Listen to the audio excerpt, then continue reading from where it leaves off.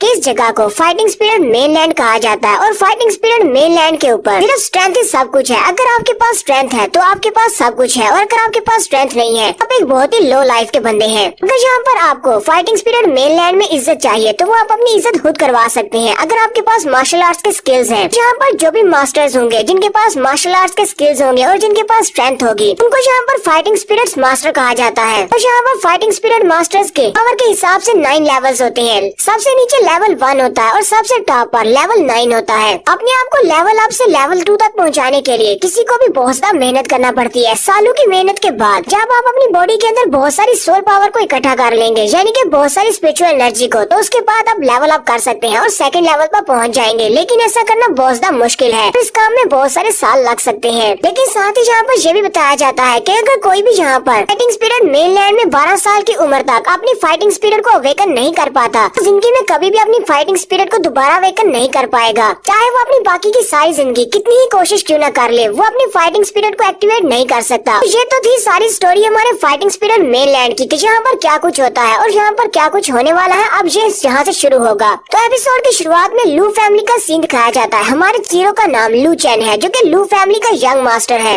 लू चैन के फादर चिल्लाकर अपने बेटे से कहते हैं, लू चैन जल्दी से अपने घुटनों पर बैठो। और लू चैन अपने घुटनों पर बैठ जाता है। वो अपने बेटे पर बहुत ज्यादा गुस्सा हो रहे होते हैं और उससे कहते हैं, तुम बिल्कुल एक कचरा हो। तुम्हारी उम्र 12 साल हो चुकी है लेकिन तुमने अभी तक अपनी फाइटिंग स्पिरिट को अवेकन नहीं किया। हमने तुम्हें अपनी फैमिली का यंग मास्टर बनाया लेकिन तुमने हमारी लू फैमिली के ऊपर एक बहुत बड़ा दाग लगा दिया है। तो लू चैन के फादर उसके ऊपर इसलिए बहुत ज्यादा गुस्सा है क्योंकि यहाँ पर जी फैमिली के एल्डर आए हुए हैं और जी फैमिली की लड़की भी उनके साथ ही है। बहुत साल पहले जब लू चैन छोटा था तब जी फैमिली के एल्डर ने अपनी बेटी की एंगेजमेंट इस लड़के के साथ कर दी थी, यानी लू चैन के साथ की थी। अब जबकि 12 साल की उम्र में इसने अपनी स्पिरिचुअल एनर्जी को एक्टिवेट नहीं किया, जी फैमिली वाले यहाँ पर इस एंगेजमेंट को तोड़ने के लिए आए हैं और इसी वजह से लू फैमिली के पैट्रियार्च बहुत ज्यादा गुस्से में है, उनका नाम बदनाम हो रहा है। जी फैमिली के पैट्रियार्च मास्टर लू से कहते हैं, मास्टर लू आप इतना ज्यादा गुस्सा क्यों हो रहे हैं? वैसे भी इन दोनों के एंगेजमेंट का फैसला बचपन में किया गया था और वो फैसला हम लोगों ने कोई सीरियसली नहीं लिया। आपको इस पर गुस्सा होने की जरूरत नहीं है। जी फैमिली के पैट्रियार्च अपनी बेटी जिसका नाम जीरू है वो उसकी तारीफ करते हुए कहते हैं, मेरी बेटी एक बहुत ही बड़ी टैलेंटेड लड़की है, एक बहुत बड़ी जीनियस है। इसने अपनी फाइटिंग स्पिरिट को लेवल 5 तक अवेकन कर लिया है और बहुत ही जल्दी इस जीरू का एडमिशन होने वाला है, वो भी मार्शल अकेडमी में। और आपको पता है कि मार्शल अकेडमी में एडमिशन होना कितनी बड़ी बात है और इसलिए हम लोग चाहते हैं कि इस एंगेजमेंट को खत्म कर दिया जाए क्योंकि हमारी बेटी तो मार्शल अकेडमी में जाने वाली है और आपका लू चैन ये एक बेकार लड़का है, 12 साल की उम्र तक पहुंच चुका है लेकिन अभी तक भी इसकी फाइटिंग स्पिरिट अवेकन नहीं हुई। यहाँ तक कि पूरे वुलिंग प्रोविंस को इस बारे में पता चल चुका है कि आपकी फैमिली का ये लड़का ये बेकार है, एक कचरा है, इससे ज्यादा कुछ नहीं। जबकि लू चैन भी वहाँ पर चुपचाप बैठा अपनी सारी इंसल्ट सुन रहा होता है। तो यहीं पर जी फैमिली के पैट्रियार्च के साथ एक और लड़का होता है, तो इस लड़के का नाम ल्यू होता है और ये लड़का मार्शल अकेडमी का एक स्टूडेंट है, इसीलिए ये बहुत ज्यादा एरोगेंट है क्योंकि मार्शल अकेडमी में एडमिशन लेना कोई आम सी बात नहीं है। ये लड़का भी यहाँ पर इन सारे बड़ों में बात करते हुए कहता है, मैं यहाँ पर अपनी मार्शल अकेडमी को रिप्रेजेंट कर रहा हूँ क्योंकि मुझे अपनी मार्शल अकेडमी वालों ने यहाँ पर भेजा है जीरो को चेक करने के लिए कि क्या वाकई में वो इतनी बड़ी जीनियस है या नहीं। और यहाँ पर आने के बाद मैंने देखा है कि जीरो वाकई में एक बहुत बड़ी जीनियस है। अब क्योंकि ये मार्शल अकेडमी की एक स्टूडेंट बनने वाली है और मेरी जूनियर है तो मैं नहीं चाहता कि इस लड़की की एंगेजमेंट किसी ऐसे लड़के के साथ हो जो कि बेकार है, एक ऐसा लड़का जो कि अपनी मार्शल स्पिरिट को भी अवेकन नहीं कर सकता। मुझे लगता है कि लू फैमिली के हेड को इस बारे में सोचना चाहिए। लू फैमिली के हेड यानी कि लू चैन के फादर वो भी इस लड़के की तरफ देखते हैं और कहते हैं, ये लड़का बहुत ज्यादा एरोगेंट है, यहाँ पर हम सभी बड़ों में ये किस तरह बात कर रहा है लेकिन मुझे इसकी सारी बातों को इग्नोर करना पड़ेगा क्योंकि ये मार्शल अकेडमी का स्टूडेंट है। काश मेरा बेटा भी मार्शल अकेडमी का स्टूडेंट बन पाता लेकिन क्या करे, अब तो कुछ भी नहीं किया जा सकता। वो उनसे कहता है, ठीक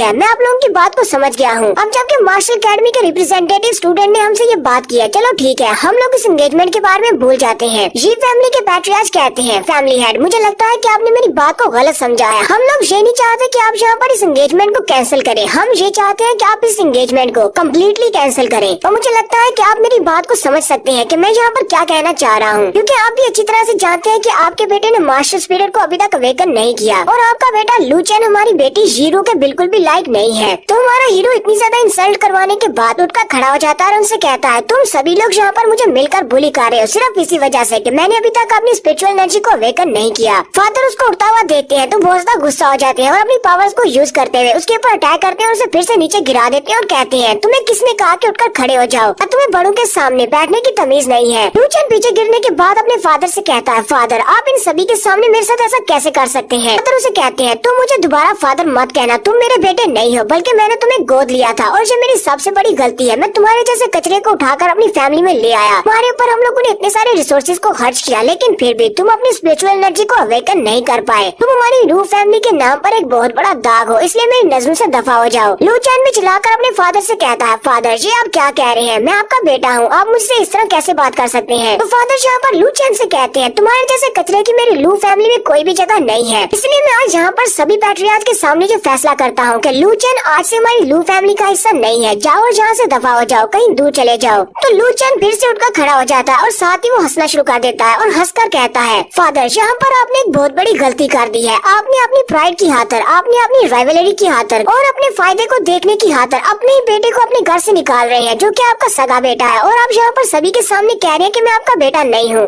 फादर उसे कहते हैं, ये बात तुम अच्छी तरह से जानते हो कि फाइटिंग स्पिरिट मेनलैंड के ऊपर सिर्फ स्ट्रेंथ ही सब कुछ है। अगर तुम्हारे पास स्पिरिचुअल एनर्जी नहीं है तो तुम किसी भी काम के नहीं हो। यहाँ पर हमेशा स्ट्रॉन्ग कमजोर का शिकार करते हैं, इसलिए तुम्हें यहाँ पर किसी को भी ब्लेम देने की जरूरत नहीं है। अगर तुम्हें किसी को ब्लेम देना है तो अपने आप को देना चाहिए कि तुम अभी तक कल्टीवेशन को क्यों नहीं एक्टिवेट कर पाए। जी फैमिली के लोग भी इसी तरह भी देख रहे होते हैं कि ये दोनों बाप बेटा कौन सा डिसीजन लेने वाले हैं। क्योंकि लू फैमिली के कुछ नौकर वहाँ पर खड़े आपस में बातें कर रहे होते हैं। एक नौकर दूसरे से कहता है, मुझे तो इस बारे में पता ही नहीं था कि मास्टर लू ने मास्टर लू चैन को यहाँ पर गोद लिया हुआ है, तो लगा था कि ये इनका अपना बेटा है। दूसरा उसे कहता है, हाँ इसी वजह से हमारे पैट्रियार्च इतने ज्यादा गुस्से में है, क्योंकि उन्होंने लू चैन के ऊपर अपने बहुत सारे रिसोर्सेज को खर्च किया है और अपने बेटे को यंग मास्टर का होता भी दिया था, लेकिन ये तो बिल्कुल कचरा निकला। पिछले 12 सालों से लू फैमिली के हेड इस लड़के को पाल पोस कर बड़ा कर रहे हैं, लेकिन ये लड़का उनके लिए कुछ भी नहीं कर सका। लू चैन के फादर जी फैमिली के पैट्रियार्च से कहते हैं, तो अब क्या तुम खुश हो? मुझे लगता है कि तुम भी ऐसे ही चाहते थे। अब जबकि हमारी लू फैमिली में कोई भी यंग मास्टर नहीं रहा है जिसका नाम लू चैन हो, तो फिर यहाँ पर मैरिज का तो सवाल ही नहीं उठता। हमारी बेटी की और इस लू चैन की एंगेजमेंट कैंसिल हो गई है। और साथ ही लू चैन के फादर दूसरी तरफ घूम जाते हैं। उसी वक्त जीरो आगे बढ़ती है। जीरो अपने हाथ में छोटा सा बॉक्स लेकर जाती है जिसके अंदर एक हीलिंग पिल रखी होती है। उस हीलिंग पिल को लू चैन के सामने करते हुए कहती है, इसके अंदर एक हीलिंग पिल रखी हुई है, इसको खा लो, तुम्हारे वुंड्स हील हो जाएंगे। लेकिन लू चैन उसके हाथ से उस हीलिंग पिल वाले बॉक्स को नीचे गिरा देता और कहता है, मुझे तुम्हारी सिंपैथी की जरूरत नहीं है। जीरो मुझे देखकर काफी ज्यादा हैरान हो जाती है।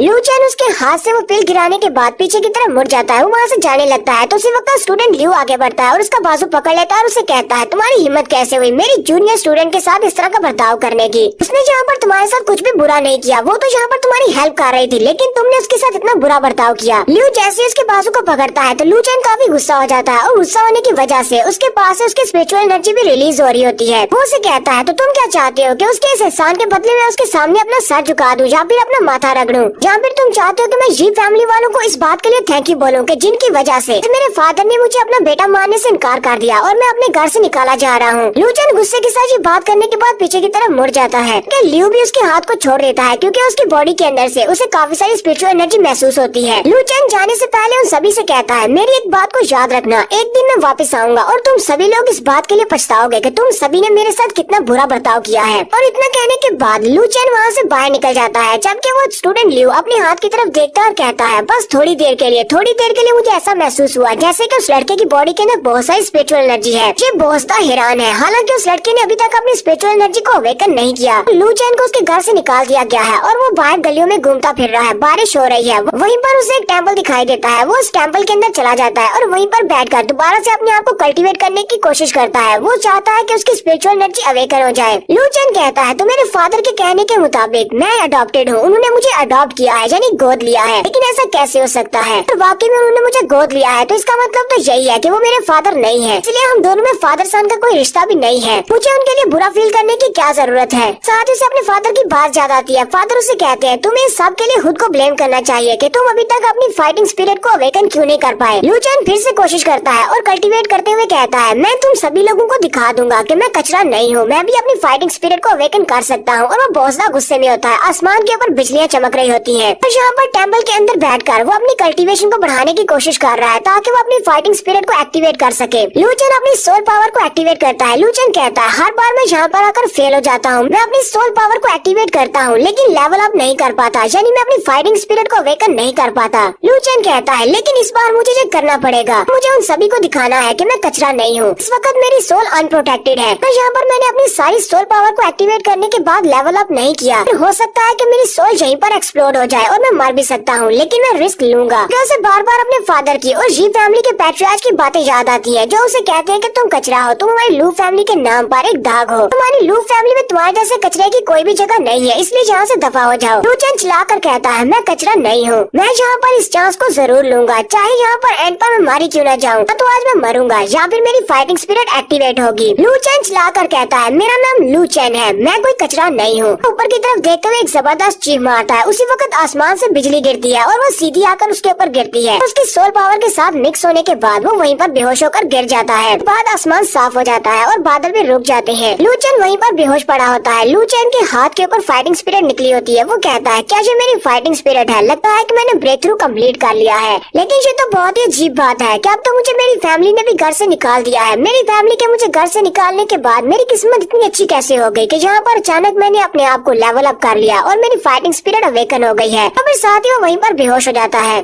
तो लू चैन के बेहोश होने के बाद वहीं पर उसे सुबह हो जाती है। सुबह के वक्त उसी टेम्पल के बाहर दो छोटे लड़के आते हैं और वो दोनों भिखारी होते हैं। वो उस टेम्पल का दरवाजा खोलकर जैसे अंदर आते हैं तो छोटे वाला अंदर आते ही कहता है, ब्रदर यहाँ पर तो कोई पहले से घुसा हुआ है। तो इन दोनों भिखारी बच्चों ने इस ओल्ड टेम्पल को अपना बेस बनाया हुआ है। मेरे भाई का नाम जाओ सैन होता है। जाओ सैन कहता है, इस बंदे की हिम्मत कैसे हुई यहाँ पर हमारे बेस पर आकर चीजें चोरी करने की। और वो जल्दी से बड़े गुस्से के साथ आगे बढ़ता है उसे देखने के लिए कि आखिर ये बंदा है कौन और यहाँ पर क्या कर रहा है। लेकिन लू चैन तो वहाँ पर बेहोश पड़ा होता है। छोटा भाई उसके इशारा करते हुए कहता है, जाओ सैन क्या ये मर गया? जाओ सैन उसके सर में थप्पड़ मारता है और उसे कहता है, बेवकूफ कहीं के, मैंने कौन सा उसे चेक किया है, मुझे कैसे पता होगा कि वो जिंदा है या मरा हुआ है। फिर जाओ सैन आगे बढ़ता है और उसकी सांस को चेक करते हुए कहता है, मुझे लगता है कि ये लड़का एक बहुत ही सीवियर ट्रॉमा में है क्योंकि इसकी सांस चल रही है लेकिन ये बेहोश है। ऊपर से इसकी हालत बहुत ज्यादा खराब लग रही है। अगर कोई नॉर्मल इंसान होता तो वो तो अब तक मर चुका होता। छोटा भाई जाओ सैन से कहता है, जाओ सैन मुझे लगता है कि ये एक फाइटिंग स्पिरिट मास्टर है। उसका भाई उसे कहता है, नहीं ये एक फाइटिंग स्पिरिट मास्टर कैसे हो सकता है, जरा इसकी एज तो देखो, इसकी एज हमारे जितनी है, इतनी सी एज में एक फाइटिंग स्पिरिट मास्टर कैसे बन सकता है? अगर वाकई में एक फाइटिंग स्पिरिट मास्टर होता तो ये यहाँ पर इस टेम्पल में क्या कर रहा होता? हम भिखारियों के टेम्पल में। इसके पीछे तो कोई बहुत बड़ी फैमिली होनी चाहिए थी जो इसको सपोर्ट करती और जो किसी फैमिली का यंग मास्टर होता। तो छोटे भाई का नाम जाओ है। जाओ सैन जाओ से कहता है, जाओ मैं अपोथेकेरी में जा रहा हूँ, मुझे लगता है कि वहाँ पर जाने से मुझे कुछ हीलिंग मेडिसिन मिल सकती है जिससे हम लोग इसका इलाज कर सकते हैं। जाओ से कहता है, लेकिन ब्रदर आज हम लोगों ने बैगिंग करके ज्यादा पैसे नहीं कमाए, हमारे पास तो बस थोड़े से कॉइन्स हैं और इतने कॉइन्स के साथ हम लोग मुश्किल से खाना खरीद पाएंगे। क्या तुम्हें लगता है कि इतने कॉइन्स से हम इसके लिए मेडिसिन ला सकते हैं? जाओ सैन उसे कहता है, छोटे मेरी एक बात हमेशा याद रखना, हमेशा उसी की मदद करनी चाहिए जिसे मदद की जरूरत हो और इसकी जान बचाना बहुत ज्यादा जरूरी है। पहले इसकी जान बचाते हैं, खाना बाद में देख लेंगे। और साथ ही वो बाहर निकल जाता है।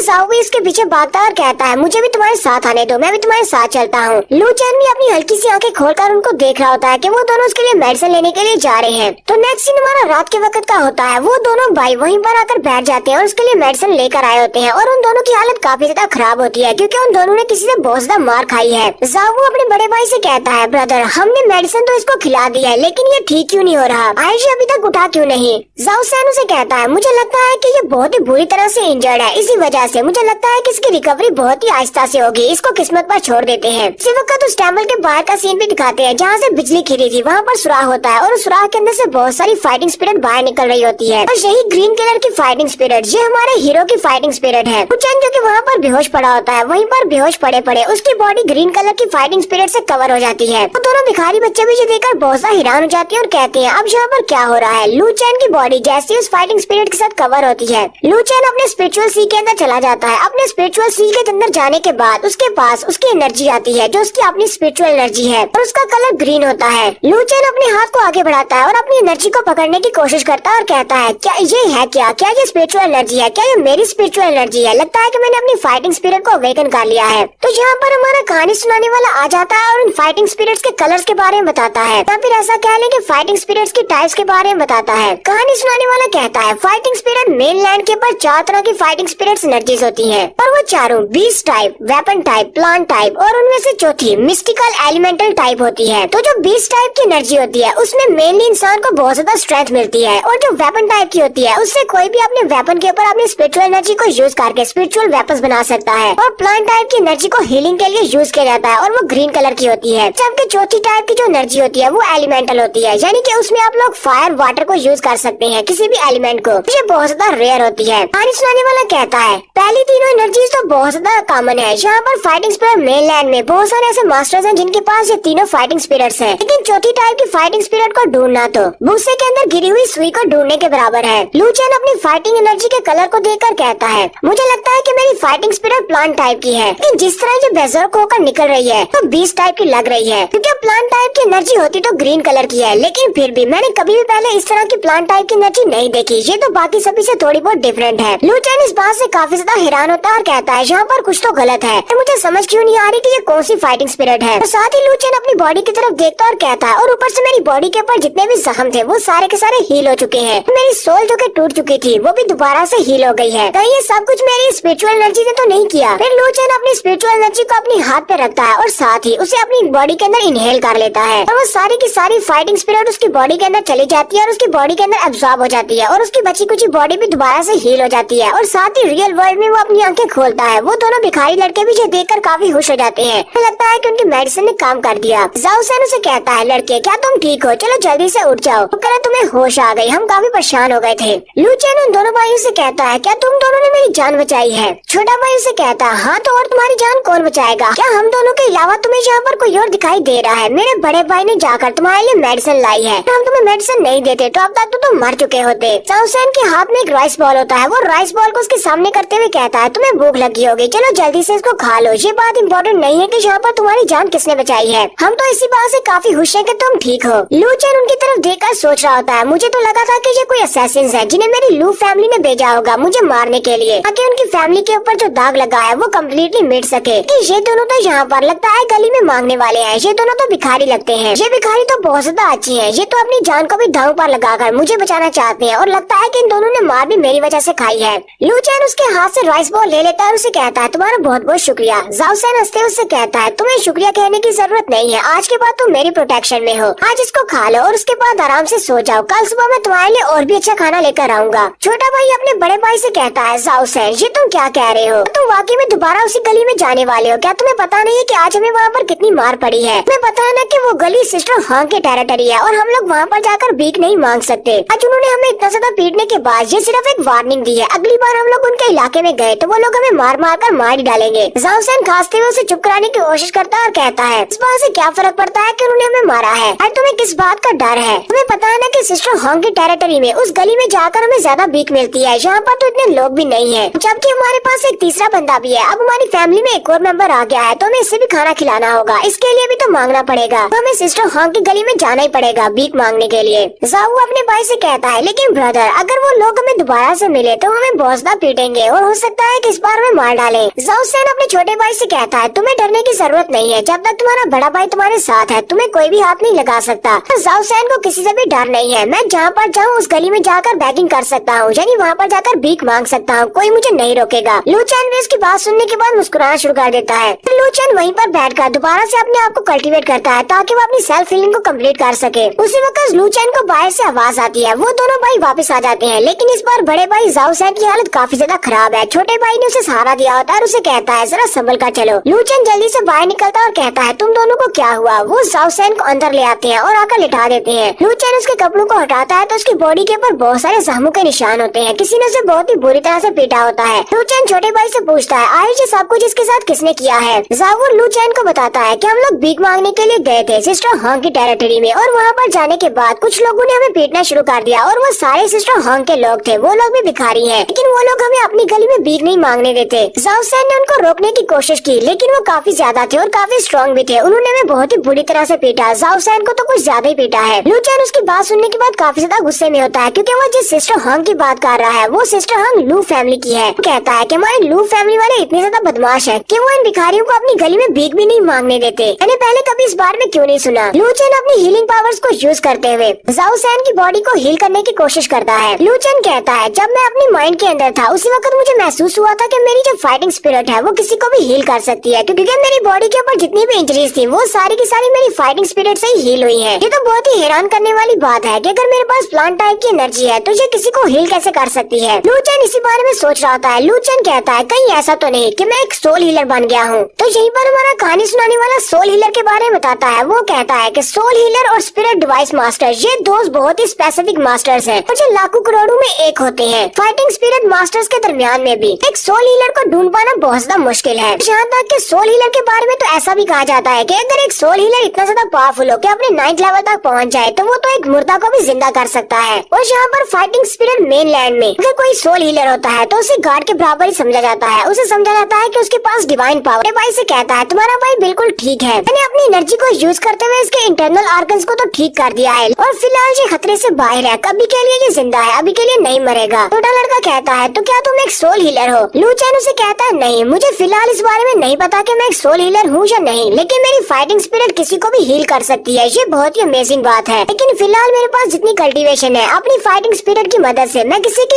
एक्सटर्नल इंजरीज को ही हील कर सकता हूँ। मुझसे जितना हो सकता था मैंने उतना तो कर दिया है, लेकिन इसकी बहुत सारी हड्डियाँ टूट चुकी हैं। अगर इसको कम्प्लीटली हील करना है तो हमें ब्रोकन बोन पिल चाहिए होगी। इसकी मदद के बिना हम लोग इसकी हड्डियों को दोबारा नहीं जोड़ पाएंगे। जावू ब्रोकन बोन पिल का सुनते ही रोना शुरू कर देता और कहता है ब्रोकन बोन पिल तो बहुत ज्यादा महंगी होती है, मेरे जैसा मांगने वाला अगर सारी जिंदगी भी मांगता रहेगा तभी ब्रोकन बोन पिल को नहीं खरीद पाएगा। अब मुझे ये ब्रोकन बोन पिल कहाँ से मिलेगी? मेरा भाई तो मर जाएगा। लू चैन छोटे भाई की तरफ देखता है तो वो बहुत ज्यादा रो रहा होता है और फिर वो जाओ सैन की तरफ देखता है तो उसकी हालत काफी ज्यादा खराब होती है। लू चैन कहता है लगता है कि मुझे इनके लिए कुछ करना पड़ेगा। वो उठकर खड़ा हो जाता है और कहता है तुम दोनों की ये हालत मेरी वजह से हुई है, क्योंकि तुम दोनों उस गली में मांगने के लिए मेरी वजह से गए थे ताकि तुम लोग मुझे अच्छा खाना दे सको। मैं तुम्हारे भाई के लिए ब्रोकन बोन पिल लेकर आऊंगा। और लू चैन उसे इतना कहने के बाद वहाँ से बाहर निकल जाता है। लू चैन अपने एक पुराने दोस्त से मिलने के लिए आ रहा है जो कि किंग फेंग हाउस में रहता है। यहीं पर हमारा next scene King Feng house का दिखाया जाता है, जहाँ पर उसका दोस्त अपने दो दोस्तों के साथ बैठा होता है। उसके साथ उसके दो दोस्त बैठे होते हैं। एक लू फैमिली का यंग मास्टर है और एक मू फैमिली का यंग मास्टर है, जबकि लू चैन के दोस्त का नाम वू यांग होता है, यानी कि वो वू फैमिली का यंग मास्टर है। वू यांग अपने दोनों दोस्तों से कहता है ब्रदर मू ब्रदर वू तुम दोनों यहाँ पर क्या कर रहे हो? मैं तो काफी ज्यादा हैरान हूँ, तुम लोग मुझसे अचानक क्यों मिलने के लिए आए हो? तो लू कुन उसे कहता है क्या तुमने जी फैमिली के पैट्रियार्च की बेटी जीरू के बारे में सुना है? मैंने सुना है कि उसकी कल्टीवेशन बेस बहुत ज्यादा अच्छी है और वो अभी से अपने 5th लेवल पर है और साथ ही उसे मार्शल अकेडमी में ज्वाइन करने का मौका मिल रहा है। मैंने सुना है कि उसके पास एक बहुत ही हाई क्वालिटी की वेपन टाइप की फाइटिंग स्पिरिट है। मूली उसे कहता हाँ मैं भी तुम्हें इसी बारे में बताने वाला हूँ। जीरू बहुत ही टैलेंटेड लड़की है और साथ ही वो बहुत ज्यादा खूबसूरत भी है, यहाँ तक कि मार्शल अकेडमी वालों ने उसके टैलेंट्स को देखते हुए उसे मार्शल अकेडमी में एडमिशन देने का सोचा है। बहुत ही जल्दी वो मार्शल अकेडमी में जाने वाली है। इसकी वजह से हमारे वूलिंग प्रोविंस में जितनी भी बड़ी फैमिलीज हैं उन सभी को काफी ज्यादा नुकसान हो रहा है, क्योंकि वो इकलौती लड़की है जो कि मार्शल अकेडमी में जाने वाली है और हमारी फैमिली में से कोई भी ऐसा यंग मास्टर नहीं है जो कि मार्शल अकेडमी में जा सके। वो लड़की काफी ज्यादा खूबसूरत भी है और अगर हम में से कोई उस लड़की को बता लेता है तो हमारा फ्यूचर बहुत ज्यादा अच्छा हो जाएगा। वू यांग उन दोनों की बातें सुनने के बाद सोच रहा होता है मुझे लगता है कि ये दोनों यहाँ पर मुझसे इसीलिए बात करने के लिए आए हैं, मैं भी इन दोनों के साथ मिल जाऊँ। इन दोनों फैमिलीज ने आपस में हाथ मिला लिया है ताकि ये जी फैमिली से निमट सके, साथ ही ये हमारी फैमिली को भी इस सब में खींचना चाहते हैं। लगता है कि इन सभी का कोई ना कोई प्लान है। वू यांग अपने दोनों दोस्तों से कहता है तुम लोग तो अच्छी तरह से जानते हो कि मेरी फैमिली एक बिजनेस टाइप की फैमिली है, हम लोग इस तरह के काम नहीं करते, हमें मार्शल आर्ट्स में इतनी ज्यादा दिलचस्पी नहीं है। इसी वक्त एक नौकरानी अंदर आती है और वो सीधी आकर वू यांग के कान में बताती है कि तुम्हारा दोस्त लू चैन यहाँ पर आया हुआ है और कमरे में तुम्हारा इंतजार कर रहा है। वो लू चैन का नाम सुनते ही जल्दी से उठकर खड़ा हो जाता है और अपने दोनों दोस्तों को छोड़कर लू चैन से मिलने के लिए चला जाता है। लू चैन उसके रूम में खड़ा होता है। वो जल्दी से अंदर आता है और उसे कहता है लू चैन तुम अभी तक जिंदा हो, मुझे तो लगा था कि तुम्हें घर से निकालने के बाद इन लोगों ने तुम्हें मरवा दिया होगा, लेकिन मैं तुम्हें जिंदा देखकर काफी खुश हुआ हूँ।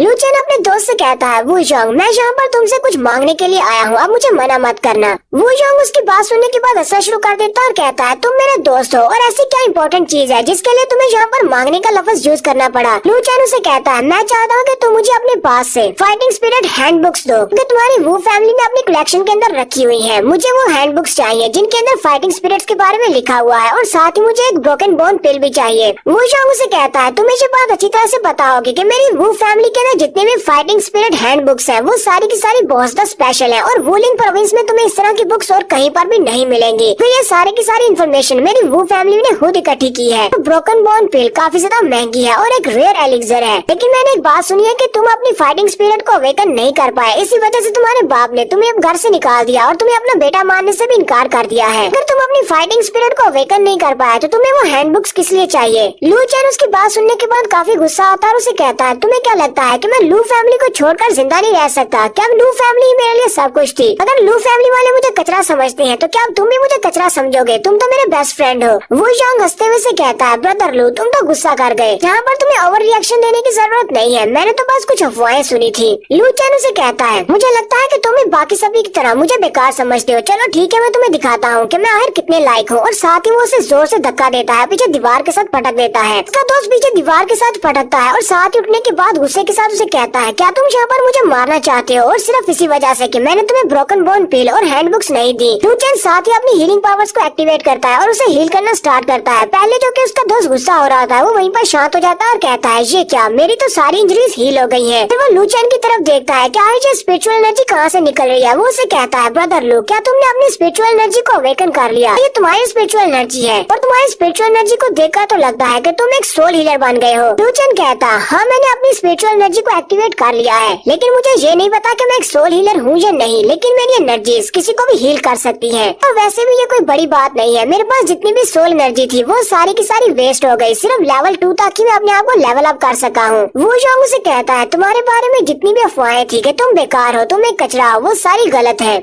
तुम अभी सिर्फ 12 साल के हुए हो और अभी तक तुमने अपनी फाइटिंग स्पिरिट को लेवल 2 तक पहुंचा लिया है। तुम तो वाकई में एक बहुत बड़े जीनियस हो। मुझे लगता है कि तुम्हारे लू फैमिली वाले पागल हैं या फिर बहुत बड़े बेवकूफ है जो उन्होंने तुम्हें घर से निकाल दिया। तुम्हारे जैसा जीनियस तुम्हारे वूलिंग प्रोविंस में और कोई भी नहीं है। तो ऊपर से हो सकता है कि तुम फ्यूचर में एक सोल हीलर बन जाओ। तुम्हारे पास डिवाइन पावर्स है। तुम्हारे लू फैमिली वाले तुम्हें इस्तेमाल करते हुए अपनी लू फैमिली को ऊंचाइयों तक पहुँचा सकते थे। लूचेन अपने दोस्त को बताता है की मेरी लू फैमिली को अभी तक इस बारे में नहीं पता। उन्होंने जब मुझे घर से निकाला था तब मैंने अपनी फाइटिंग स्पिरिट को अवेकन नहीं किया था। वो जोंग हंसते हुए उससे कहता है अगर तुम्हारी लू फैमिली को इस बारे में नहीं पता और तुम्हारी लू फैमिली ने तुम्हें घर से निकाल दिया है तो क्यों ना तुम मेरी वू फैमिली को ज्वाइन कर लो, मेरे भाई बन सकते हो। लूचेन उसे कहता है तुम्हारी इस बात का क्या मतलब है, मैं तुम्हारी फैमिली को ज्वाइन क्यों करूँगा? वो जोंग उसे कहता है लगता है कि तुम्हें अभी इस बारे में नहीं पता, बहुत ही जल्दी यहाँ पर एक अकेडमी वाले आ रहे हैं एडमिशन के लिए। हालांकि वो मार्शल अकेडमी वाले नहीं है, लेकिन मार्शल अकेडमी से कम भी नहीं है। तुमने सुना होगा मार्शल अकेडमी के बाद एक दूसरी अकेडमी बनी थी जिसका नाम फर्स्ट अकेडमी है। फर्स्ट अकेडमी मार्शल अकेडमी के बाद बनी थी, लेकिन वो भी मार्शल अकेडमी से किसी तरह भी कम नहीं है। मार्शल अकेडमी से कुछ जज बहुत ही जल्दी यहाँ पर हमारे वूलिंग प्रोविंस में आने वाले हैं। उन्होंने कहा है कि वो यहाँ हमारे वूलिंग प्रोविंस में बच्चों का टेस्ट लेंगे और सिर्फ 3 ही बच्चों को अकेडमी में एडमिशन देंगे। तुम्हारे टैलेंट को देखकर तो लगता है कि उन 3 बच्चों में तुम भी अपनी जगह बना सकते हो। मैं चाहता हूँ कि तुम भी उस दिन जाकर टेस्ट दो, हो सकता है कि तुम्हारा भी एडमिशन हो जाए फर्स्ट अकेडमी में। लू चैन इसकी बात सुन के काफी हैरान होता है और कहता है तुम्हारे कहने का क्या मतलब है? फर्स्ट अकेडमी जो कि मार्शल अकेडमी के बाद बनी थी और टिएंटो रीजन में बहुत ही पावरफुल अकेडमी है और बहुत ज्यादा फेमस भी है। मार्शल अकेडमी के बाद उसका 2nd नंबर है।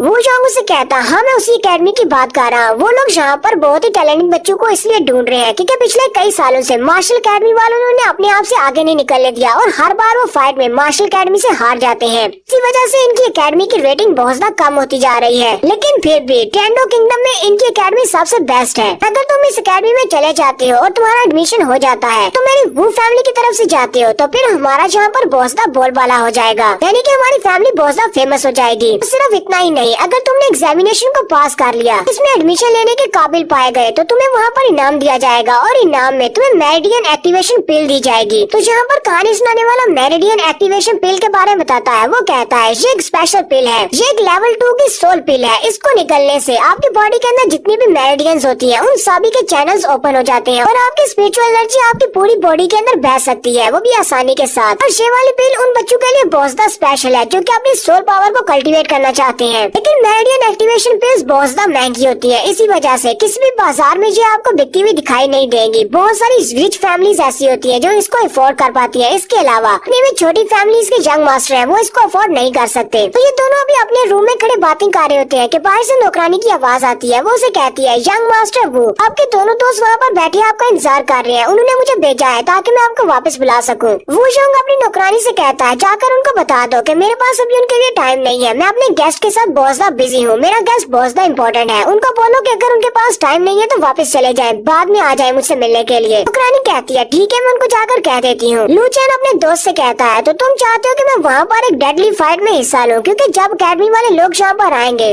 सीट सिर्फ 3 है और यहाँ पर बहुत सारे ऐसे यंग मास्टर्स हैं जो कि उस सीट को हासिल करने के लिए आपस में फाइट करेंगे और बहुत सारे ऐसे यंग मास्टर होंगे जो इस फाइट के दौरान मारे जाएंगे। मेरा फिलहाल मरने का कोई इरादा नहीं है और ना ही तुम्हारी फैमिली को ज्वाइन करने का। मुझे जो चीजें चाहिए वो मुझे दे दो। वो यंग उसे कहता है अच्छा ठीक है, अगर तुम्हारा इरादा बदले तो वापस मेरे पास आ जाना। और साथ ही वो ताली बजाता है, नौकर से कहता है मास्टर लू चैन ने जो कुछ भी कहा है वो सारी चीजें ले आओ। और थोड़ी देर के बाद नौकर अपने हाथ में एक ट्रे लेकर आता है जिसके अंदर एक हैंडबुक रखी होती है और उसके साथ ही टोकन बोन पिल भी रखी होती है। लू चैन उन दोनों चीजों को उठा लेता है और अपने दोस्त से कहता है तुम्हारा बहुत बहुत शुक्रिया, अब मैं यहाँ से जा रहा हूँ। उसका दोस्त उसे कहता है तुम्हें मेरा शुक्रिया कहने की जरूरत नहीं है, तुम्हें पता है कि तुम मेरे बहुत ही अच्छे दोस्त हो, तुम्हारी दोस्ती के बदले में इतना तो मैं कर ही सकता सकता हूँ। फ्यूचर में मुझे अपने साथ याद रखना जब तुम एक बहुत ही अच्छे सोल हीलर बन जाओगे। और साथ ही उसका दोस्त अपने पास एक थैली निकालता है। उस थैली के अंदर 100 गोल्ड कॉइन्स होते हैं। वो उसे कहता है ये 100 गोल्ड कॉइन्स है, ये भी तुम अपने पास रख सकते हो। लू चैन उसे कहता है मैं लू चैन तुम्हारे इस एहसान को याद रखूंगा। जब मैं एक महान मास्टर बन जाऊंगा तो तुम्हारे इस एहसान का बदला जरूर चुकाऊंगा। इतना कह के लू चैन वहाँ से वापस चला जाता है। उसका नौकर जो कि वो चीजें लेकर आया होता है वो उससे कहता है यंग मास्टर आपने ऐसा क्यों किया? आप ये बात अच्छी तरह से जानते हैं कि इस लड़के को इसकी लू फैमिली ने घर से निकाल दिया है और पूरे वूलिंग प्रोविंस ने सभी को बताया कि ये लड़का बेकार है, सिर्फ कचरा है और कुछ भी नहीं। और इसके अलावा मुझे लगता है कि आपके वो दोनों दोस्त जो कि इस वक्त दूसरे रूम में बैठे हैं उन्हें इस बारे में पता चल गया तो वो दोनों आपसे नाराज हो जाएंगे।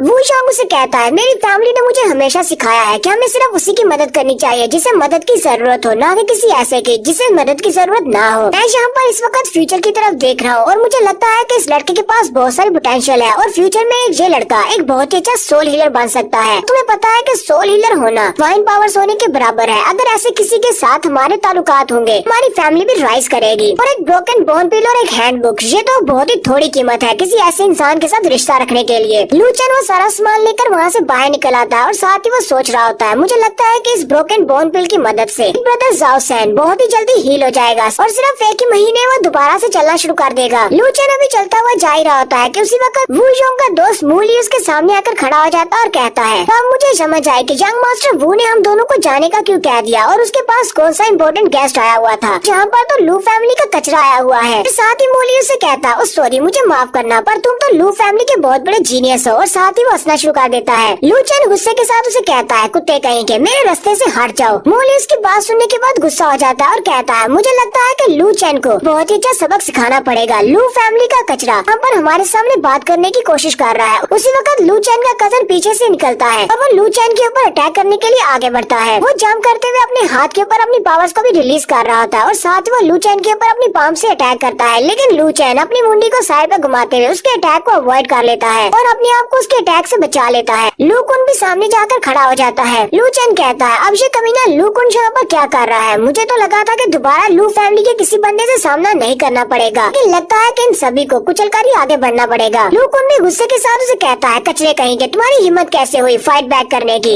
लू चैन उसकी बात सुनने के बाद हंसना शुरू कर देता है और उसे कहता है तुम यहाँ पर कचरा किसको कह रहे हो? तुम हमारी फैमिली के सेकंड एल्डर के ग्रैंडसन नहीं होते, मेरे कजन नहीं होते तो मैंने अभी तक तुम्हारे पर अटैक कर दिया होता और तुम्हारी टांगे तोड़ दी होती। लू कुन और भी ज्यादा गुस्सा हो जाता है जबकि मूली उसे रोक देता है और कहता है तुम्हें इसके साथ फाइट करने की जरूरत नहीं है, ये तो सिर्फ एक कचरा है। मूली फिर से लू चैन का मजाक उड़ाते हुए कहता है मैंने तो सुना था कि जब ये 3 साल की उम्र का था तभी से इसने अपनी स्पिरिट ट्रेनिंग को स्टार्ट किया था ताकि ये अपनी फाइटिंग स्पिरिट को अवेकन कर सके और जब ये 6 साल की उम्र तक पहुंचा तब इसने अपनी फाइटिंग स्पिरिट को एक्टिवेट किया। लेवल 1 का स्पिरिचुअलिस्ट बन चुका था। लेकिन ये तो बहुत ही हैरान करने वाली बात है कि अब ये 12 साल का हो चुका है लेकिन अभी तक इसने अपनी फाइटिंग स्पिरिट को अवेकन नहीं किया। लगता है किसी ने मजाक किया था। इसको तो कचरा नहीं बल्कि इसको जीनियस कहना चाहिए जो कि 3 साल की उम्र से प्रैक्टिस कर रहा है। लू कुन अपने दोस्त से कहता है तुमने बिल्कुल गलत सुना है, ये बात तो ठीक है कि 3 साल की उम्र से ये अपनी फाइटिंग स्पिरिट को अवेकन करने की ट्रेनिंग कर रहा है लेकिन 12 साल की उम्र तक पहुँचने तक इसने अपनी फाइटिंग स्पिरिट को अवेकन नहीं किया। इसी वजह से इसे लू फैमिली से किक मारकर बाहर निकाल दिया गया। यहाँ तक इसका बाप भी इसे अपना बेटा मानने से इनकार कर रहा है। री फैमिली के साथ इसकी जो एंगेजमेंट थी वो भी कैंसिल हो चुकी है। लू कुन गुस्से के साथ लू चैन से कहता है अगर तुम मुझसे मार नहीं खाना चाहते तो जल्दी से अपने घुटनों पर आ जाओ। लू चैन लू कुन से कहता है मेरे पास फालतू टाइम नहीं है जो कि तुम्हारे जैसे लोगों के साथ वेस्ट कर सकूं। अगर तुम्हें और कुछ नहीं कहना तो मैं यहाँ से जा रहा हूँ। जैसे वो वहाँ से जाने लगता है लू कुन अपने पाँव के अंदर दोबारा से अपनी फाइटिंग स्पिरिट को एक्टिवेट करता है और बड़ी स्पीड के साथ लू चैन के ऊपर अटैक करता है। लेकिन लू चैन ऊपर की तरफ जंप करते हुए उसके अटैक को अवॉइड कर लेता है और जंप करके पिछली साइड पे चला जाता है और फिर साथ ही वो घूर कर लू कुन से कहता है लू कुन मैं तुम्हें फाइनल वार्निंग दे रहा हूँ, ज्यादा मजबूर मत करो। लू कुन जल्दी से अपनी फाइटिंग स्पिरिट को एक्टिवेट करता है और अपने पास एक वेपन बना लेता है। इसका नाम फायर रॉड होता है और वो लू चैन से कहता है तुम्हें लगता है कि मैं यहाँ पर तुम्हें फाइट करने के लिए मजबूर कर रहा हूँ? तुम्हें जरा सा भी अंदाजा है कि तुम्हारी वजह से घर में मेरी पोजीशन क्या है? मैं यंग मास्टर बनाया गया हालांकि तुम्हारे पास कोई भी टैलेंट नहीं है। शुरुआत से ही हमारी फैमिली के पैट्रियार्च ने तुम्हें बहुत ज्यादा फेवर किया है और तुम्हें बहुत सारे रिसोर्सेज भी दिए लेकिन आखिर पर तुमने क्या किया? तुम्हारे पास तो कोई भी टैलेंट नहीं, तुम तो अपनी फाइटिंग स्पिरिट को भी अवेकन नहीं कर पाए। वही जगह पर मुझे होना चाहिए था। अब जबकि तुम एक कचरा साबित हो चुके हो और तुम्हें तुम्हारी लू फैमिली से निकाल दिया गया है और तुम यंग मास्टर भी नहीं रहे, फिर तुम्हारी हिम्मत कैसे हुई मेरे सामने इस तरह एटीट्यूड के साथ एक यंग मास्टर बनने की। लूक उनसे कहता है आज मैं तुम्हें दिखा दूंगा कि मैं कितना बड़ा जीनियस हूँ, तुम्हारी औकात मेरी नजरों में क्या है। और साथ ही वो उसे कहता है ये मेरा एक स्पेशल वेपन है जो मैंने अपनी फाइटिंग स्पिरिट से बनाया है, इसका नाम द फ्लोइंग फायर रॉड है। चलो देखते हैं कि तुम इसको कैसे डॉज करते हो। लू चैन उसके फायर रॉड की तरफ देखता और कहता है इसने अपनी फाइटिंग स्पिरिट को मैनिफेस्ट करके एक वेपन बनाया है, लगता है कि इसके पास मर्डरस इंटेंशन है, यानी कि ये मुझे मारना चाहता है। लूकन बड़ी स्पीड के साथ जंप करते हुए अपने फायर रॉड के साथ लू चैन के ऊपर अटैक कर देता है, लेकिन लू चैन अब अपने हाथ को अपनी फाइटिंग स्पिरिट से कवर करता है और उसके फायर रॉड को अपने हाथ से रोक लेता है। ये देखकर तो लूकन और मूली दोनों ही बहुत ज्यादा हैरान हो जाते हैं और कहते हैं ऐसा होना नामुमकिन है, फायर रॉड को ये अपने हाथ से कैसे पकड़ सकता है। लू चैन ने उसके फायर रॉड को अपने हाथ में पकड़ा होता है, साथ ही लू चैन अपने हाथ को साइड पर झटकता है जिससे उसकी रॉड के साथ ही लूकन को भी पटक देता है। लूकन दीवार के साथ जाकर पटकता है और वहीं पर बेहोश हो जाता है। सिर्फ एक ही मूव में लूकन बेचारे की हालत खराब हो गई है।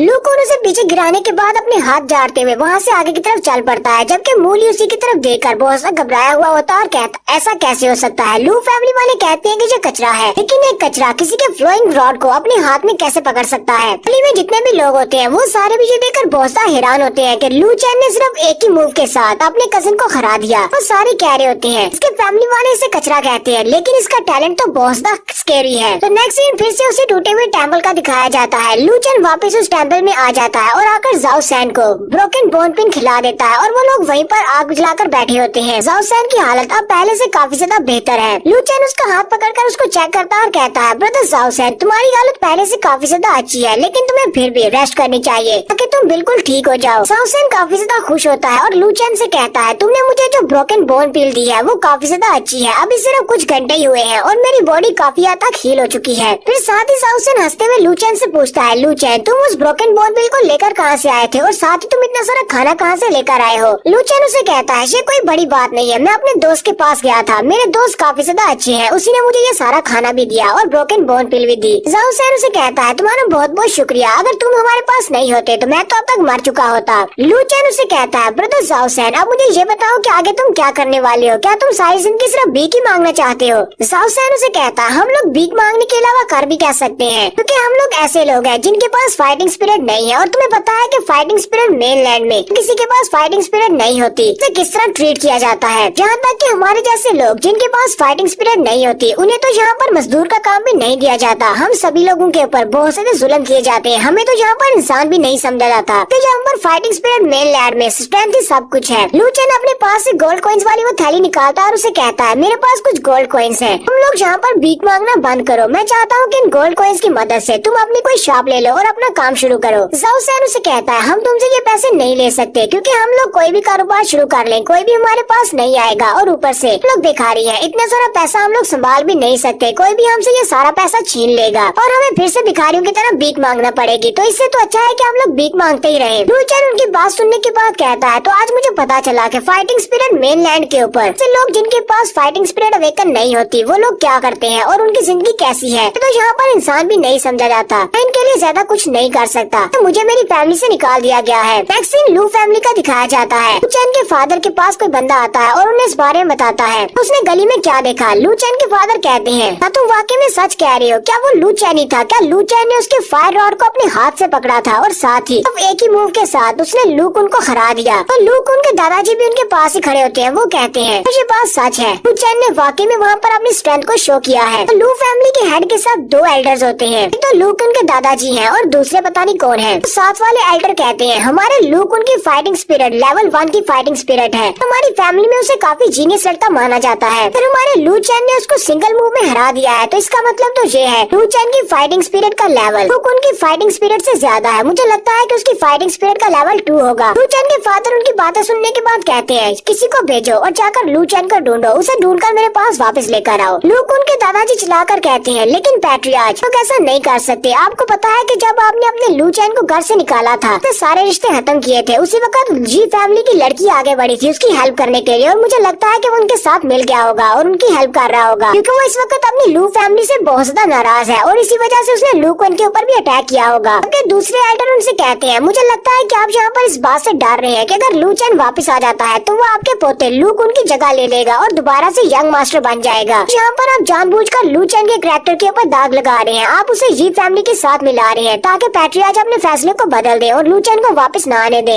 एल्डर चिल्लाकर उसे कहते हैं ऐसी बात नहीं है। मुझे लगता है कि हम सभी को उस लड़के ने बेवकूफ बनाया है। शुरुआत में उसके पास फाइटिंग स्पिरिट अवेकन थी, तो इस फैमिली से जान छुड़ाना चाहता होगा और जी फैमिली में जाना चाहता होगा। एल्डर उनकी बात को इग्नोर करते हुए पैट्रियार्च से कहते हैं पैट्रियार्च मुझे लगता है कि ये बात कोई बड़ी बात नहीं है। बाप बेटे के दरमियान में अक्सर झगड़ा हो जाता है। अगर आप पर्सनली उसके पास जाएंगे और उसे मनाएंगे तो वो वापस घर आ जाएगा और हमारे लू फैमिली का दोबारा से यंग मास्टर बन जाएगा। हमें इस तरह के टैलेंट को खोना नहीं चाहिए क्योंकि अभी तो वो सिर्फ 12 साल का है और अभी से वो अपने लेवल 2 पर पहुंच चुका है। तब वो जवान हो जाएगा और उसकी फाइटिंग स्पिरिट बढ़ेगी। उसका लेवल एक पैटर्न सेंट तक पहुंच सकता है। जी फैमिली की जीरो तो उसके सामने कुछ भी नहीं है। पैट्रियार्च उसकी सारी बातें सुनने के बाद जल्दी से अपने सोल्जर्स को ऑर्डर देते हैं जाओ और जाकर लू चैन को ढूंढ कर लाओ, चाहे वो कहीं पर भी हो। उसे ढूंढ कर मेरे पास वापस लेकर आओ, चाहे तुमको इसके लिए कुछ भी करना पड़े। उसे मेरे पास लेकर मैं उसे मना लूंगा और उसे अपनी फैमिली का यंग मास्टर बना दिया जाएगा। इस एपिसोड की शुरुआत में लू चैन का सीन दिखाते हैं। रात के वक्त लू चैन उस हैंडबुक को खोलता है और उसे पढ़ रहा होता है जबकि वो दोनों भिखारी बच्चे वहीं पर सो रहे होते हैं। लू चैन उस हैंडबुक को पढ़ने के बाद काफी ज्यादा खुश होता है और कहता है इसके अंदर तो बहुत सारी फाइटिंग स्पिरिट्स लिखी हुई हैं। वो फैमिली वालों की कलेक्शन तो वाकई में बहुत ज्यादा अच्छी है। उन्होंने इस हैंडबुक के अंदर काफी सारी फाइटिंग स्पिरिट्स के बारे में लिखा हुआ है। लू चैन कहता है कि इस हैंडबुक में लिखा हुआ है कि जितनी भी एलिमेंटल टाइप की फाइटिंग स्पिरिट्स होती है उनके अलावा बाकी जो 3 टाइप की फाइटिंग स्पिरिट्स हैं वो बहुत सारी वैरायटी में आती हैं और बहुत सारी शेप्स में आती हैं, यानी कि उनसे बहुत सारी चीजें बन सकती हैं। और इसके अलावा यहाँ पर बहुत सारी कॉमन फाइटिंग स्पिरिट्स के बारे में लिखा हुआ है जो कि बहुत सारे इंसानों के पास होती हैं और यहाँ पर काफी सारे स्किल्स के बारे में भी लिखा हुआ है। लेकिन साथ ही वो अपनी बुक को बंद कर देता और कहता है लेकिन अफसोस की बात तो ये है कि मैं जहाँ पर जो चीज ढूंढना चाह रहा हूँ वो यहाँ पर नहीं है। मुझे अपनी फाइटिंग स्पिरिट के बारे में पता नहीं चल रहा क्योंकि मेरी फाइटिंग स्पिरिट के बारे में यहाँ पर कुछ भी नहीं लिखा हुआ। लू चैन कहता है हो सकता है कि उनके पास जो फैमिली बुक्स रखी हुई है उनमें शायद किसी और में फाइटिंग स्पिरिट के बारे में लिखा हो, ताकि मुझे कल दोबारा से अपने दोस्त के पास वापस जाना होगा और जाकर उससे और ज्यादा बुक्स लेनी होंगी। नेक्स्ट सीन अगले दिन सुबह सुबह का दिखाया जाता है। सुबह के वक्त किंग फेंग हाउस का सीन दिखाते हैं। लू चैन अपने दोस्त से मिलने के लिए वापस आता है। वो गली में चलता हुआ जा रहा होता है। उसी वक्त एक छोटी लड़की जो कि भिखारी होती है वो लू चैन के कपड़ों को खींचती है। लू चैन पीछे की तरफ देखता है तो वो लड़की उसकी तरफ देखती है, साथ ही उस लड़की की आंखें चमक रही होती हैं। और यहाँ पर अपनी फाइटिंग स्पिरिट को यूज करते हुए लू चैन को हिप्नोटाइज कर देती है और उसे कहती है बिग ब्रदर क्या तुम मुझे चैरिटी के तौर पर एक गोल्ड कॉइन दोगे। लू चैन जो कि उसके वश में है वो जल्दी से अपने पास से गोल्ड कॉइन निकालता है और उस छोटी लड़की के कटोरे में डाल देता है। वो लड़की उसे कहती है बिग ब्रदर तुम्हारा बहुत बहुत शुक्रिया और वो भागती वहाँ से चली जाती है। लेकिन उसी वक्त लू चैन की फाइटिंग स्पिरिट एक्टिवेट होती है और लू चैन की बॉडी के ऊपर से हिप्नोटिज्म का असर खत्म हो जाता है। लू चैन अपने आसपास देखता है और कहता है अभी अभी हुआ क्या था। हालांकि मैंने अपनी फाइटिंग स्पिरिट को लेवल 2 तक अवेकन कर लिया है लेकिन फिर भी एक छोटी सी भिखारी बच्ची मुझे यहाँ पर बेवकूफ बना गई। लू चैन कहता है अगर मेरी फाइटिंग स्पिरिट मुझे हिप्नोटिज्म से बाहर नहीं निकालती तो मुझे याद भी नहीं होता कि मैंने अपने गोल्ड कॉइन को खो दिया है। फिर वो उसे आसपास ढूंढना शुरू करता है और कहता है अगर ये लड़की एक असैसिन होती तो इस लड़की ने तो अब तक मुझे मार दिया होता। ये लड़की तो बहुत ज्यादा खतरनाक है। लेकिन वो लड़की वहीं पर भीड़ में गुम हो जाती है। फिर लू चैन वापस अपने दोस्त के पास आ जाता है। वो दोनों अंदर चल के बैठ जाते हैं। लू चैन उसकी हैंडबुक को वापस करने के लिए आया है और साथ ही उसे कहता है इस हैंडबुक के अंदर तो बहुत सारी फाइटिंग स्पिरिट्स के बारे में लिखा हुआ है। तुम्हारे पास सिर्फ यही एक हैंडबुक है जिसके अंदर सारी की सारी फाइटिंग स्पिरिट्स के बारे में लिखा हुआ है या इसके अलावा भी है। वू जोंग अपनी तारीफ करते हुए उसे कहता है वैसे तो मैं अपनी तारीफ नहीं करना चाहता लेकिन मेरी फैमिली ने पिछले कई सालों से इस सारी इन्फॉर्मेशन को इकट्ठा किया है और इसकी ये हैंडबुक बनाई है और फाइटिंग स्पिरिट के बारे में हमारे पास सिर्फ यही एक हैंडबुक है। मुझे नहीं लगता कि वुलिंग प्रोविंस में तुम्हें ऐसी और कोई फैमिली मिलेगी जिसके पास इस तरह की इतनी ज्यादा इन्फॉर्मेशन हो। सिर्फ हमारे पास इतनी ज्यादा इन्फॉर्मेशन है। लू चैन उसे कहता है वाकई में तुम्हारी ये हैंडबुक बहुत ज्यादा अच्छी है और इससे मुझे बहुत सारी इन्फॉर्मेशन मिली है। साथ ही अंदर से लू चैन सोच रहा होता है मुझे लगता है कि इसके पास और कोई भी इस तरह की हैंडबुक्स नहीं है और मेरा यहाँ पर आना बेकार रहा।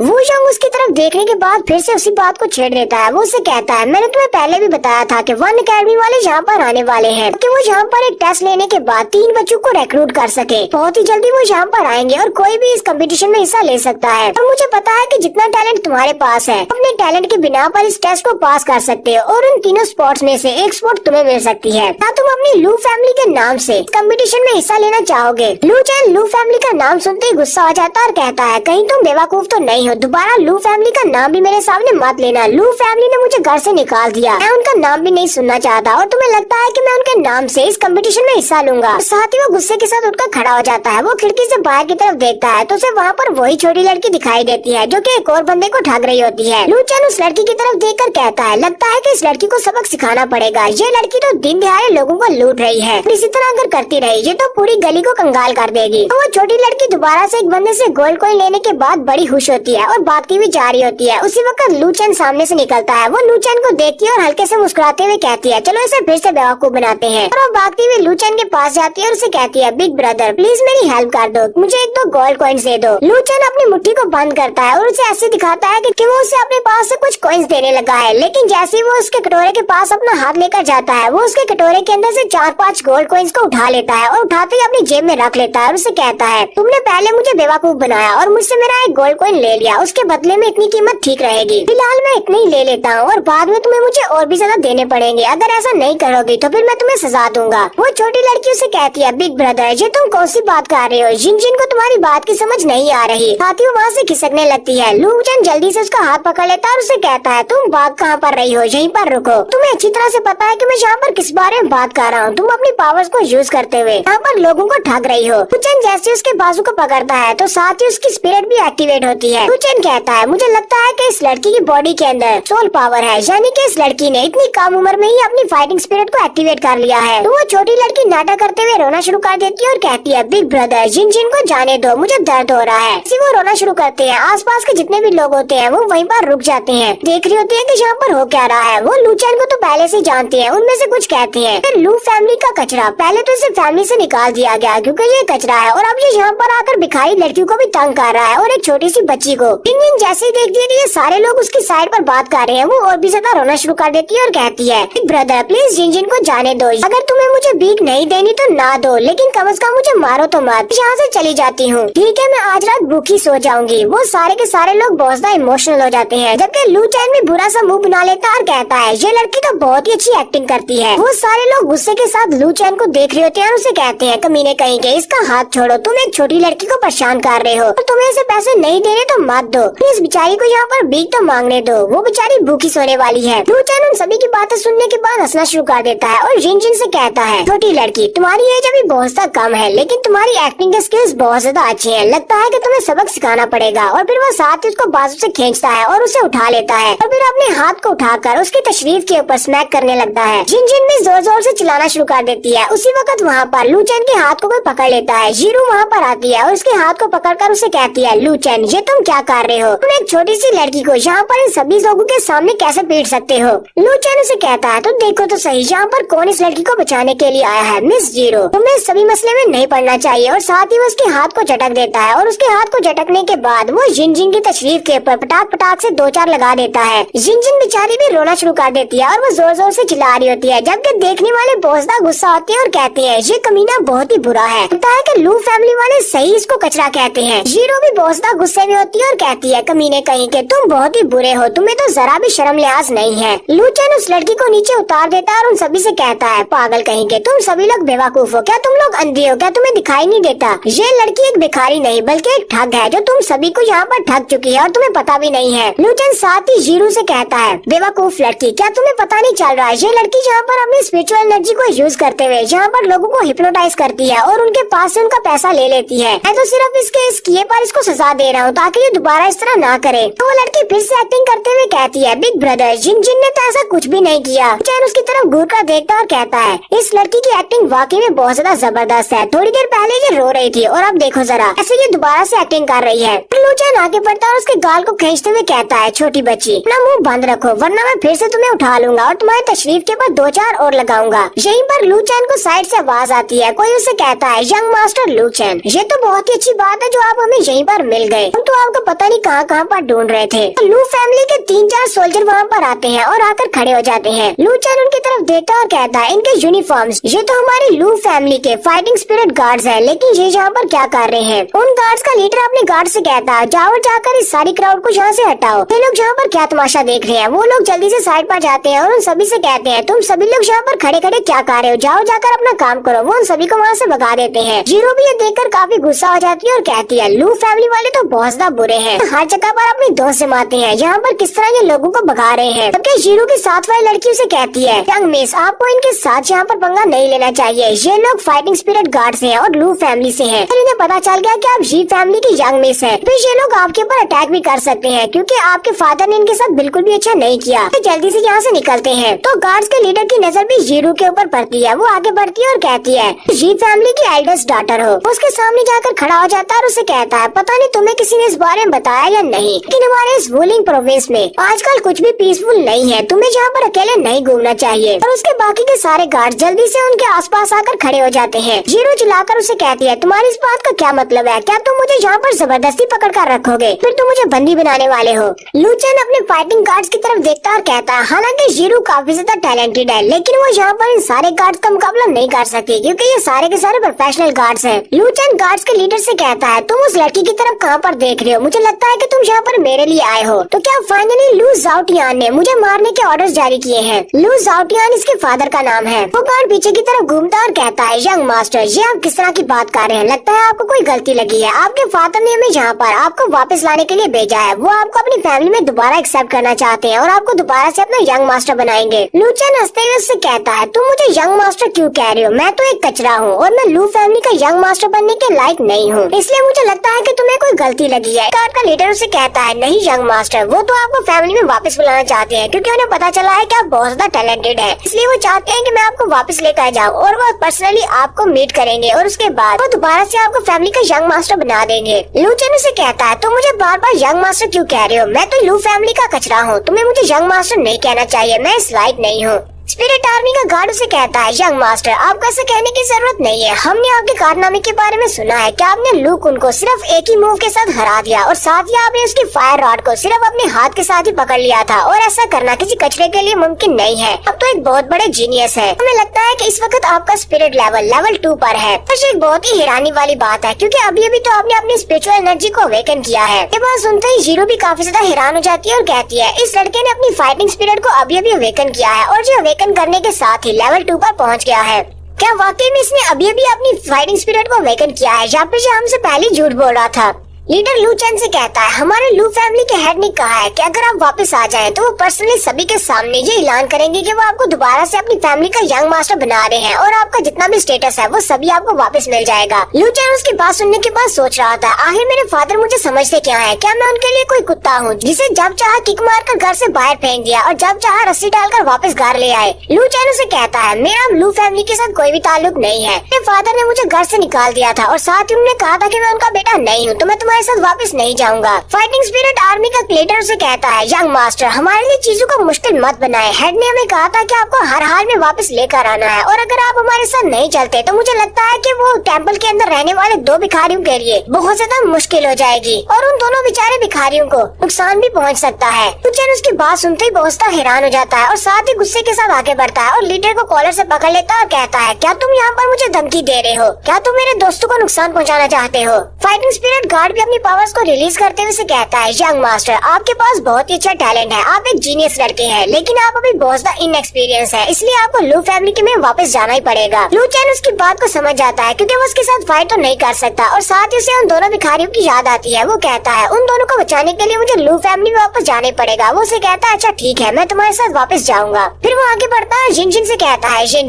ठीक है मैं तुम्हें माफ करता हूँ, तुम यहाँ से भाग जाओ। तो मैंने तुमसे कहा था कि मुझे तुमसे और ज्यादा गोल्ड कॉइंस चाहिए, तो वो अब मुझे नहीं चाहिए क्योंकि मुझे नहीं लगता कि दोबारा मैं कभी तुम्हें मिलने वाला हूँ। जिन उसे कहती है बिग ब्रदर क्या तुम इन बुरे लोगों के साथ जाने वाले हो? लू चैन उसे कहता है हाँ मैं क्या कर सकता हूँ, ये लोग मुझसे काफी ज्यादा स्ट्रॉन्ग है, मैं इनके साथ फाइट करके जीत नहीं सकता, इसी वजह से मुझे इनके साथ जाना पड़ेगा। फिर लू चैन उसे कहता है अच्छा ठीक है चलो आगे चलो, मैं तुम्हारे साथ आ रहा हूँ। फिर वो जीरो की तरफ देखता है और उनसे कहता है इन दोनों का इस बात से कोई भी ताल्लुक नहीं है, इसलिए इन दोनों को यहाँ से जाने दो। लीडर उसे कहता है बट यंग मास्टर ये दोनों जी फैमिली से हैं, आपको मैं अकेले ही कर वापस ले जाऊंगा। बाकी के चारों फाइटिंग स्पिरिट गार्ड्स को इन दोनों लड़कियों के साथ भेज देते हैं, ये इन्हें एस्कॉर्ट करते हुए इनके घर तक छोड़ आएंगे। लू चैन उसकी बात को समझ जाता है कि ये लोग इन्हें मारना चाहते हैं, जल्दी से अपनी पावर्स को रिलीज करता है और उसे कहता है क्या तुम्हें लगता है कि तुम अकेले काफी होगे मुझे घर तक वापस ले जाने के लिए? अगर तुम इतने ज्यादा कॉन्फिडेंट हो कि तुम अकेले मुझे हरा सकते हो और वापस लेकर जा सकते हो तो फिर ठीक है, बाकी के चारों को उनके साथ भेज दो। लू चैन बहुत ज्यादा गुस्से में होता है। पीटर उसे कहता है यंग मास्टर ठीक है मैं आपकी बात को समझ गया, इन दोनों लड़कियों को जाने देते हैं। वो अपने चारों गार्ड से कहता है चलो मेरे साथ आओ। लू चैन उस लड़की के पास से गुजरते हुए कहता है बेवकूफ लड़की, जाओ और वापस चली जाओ।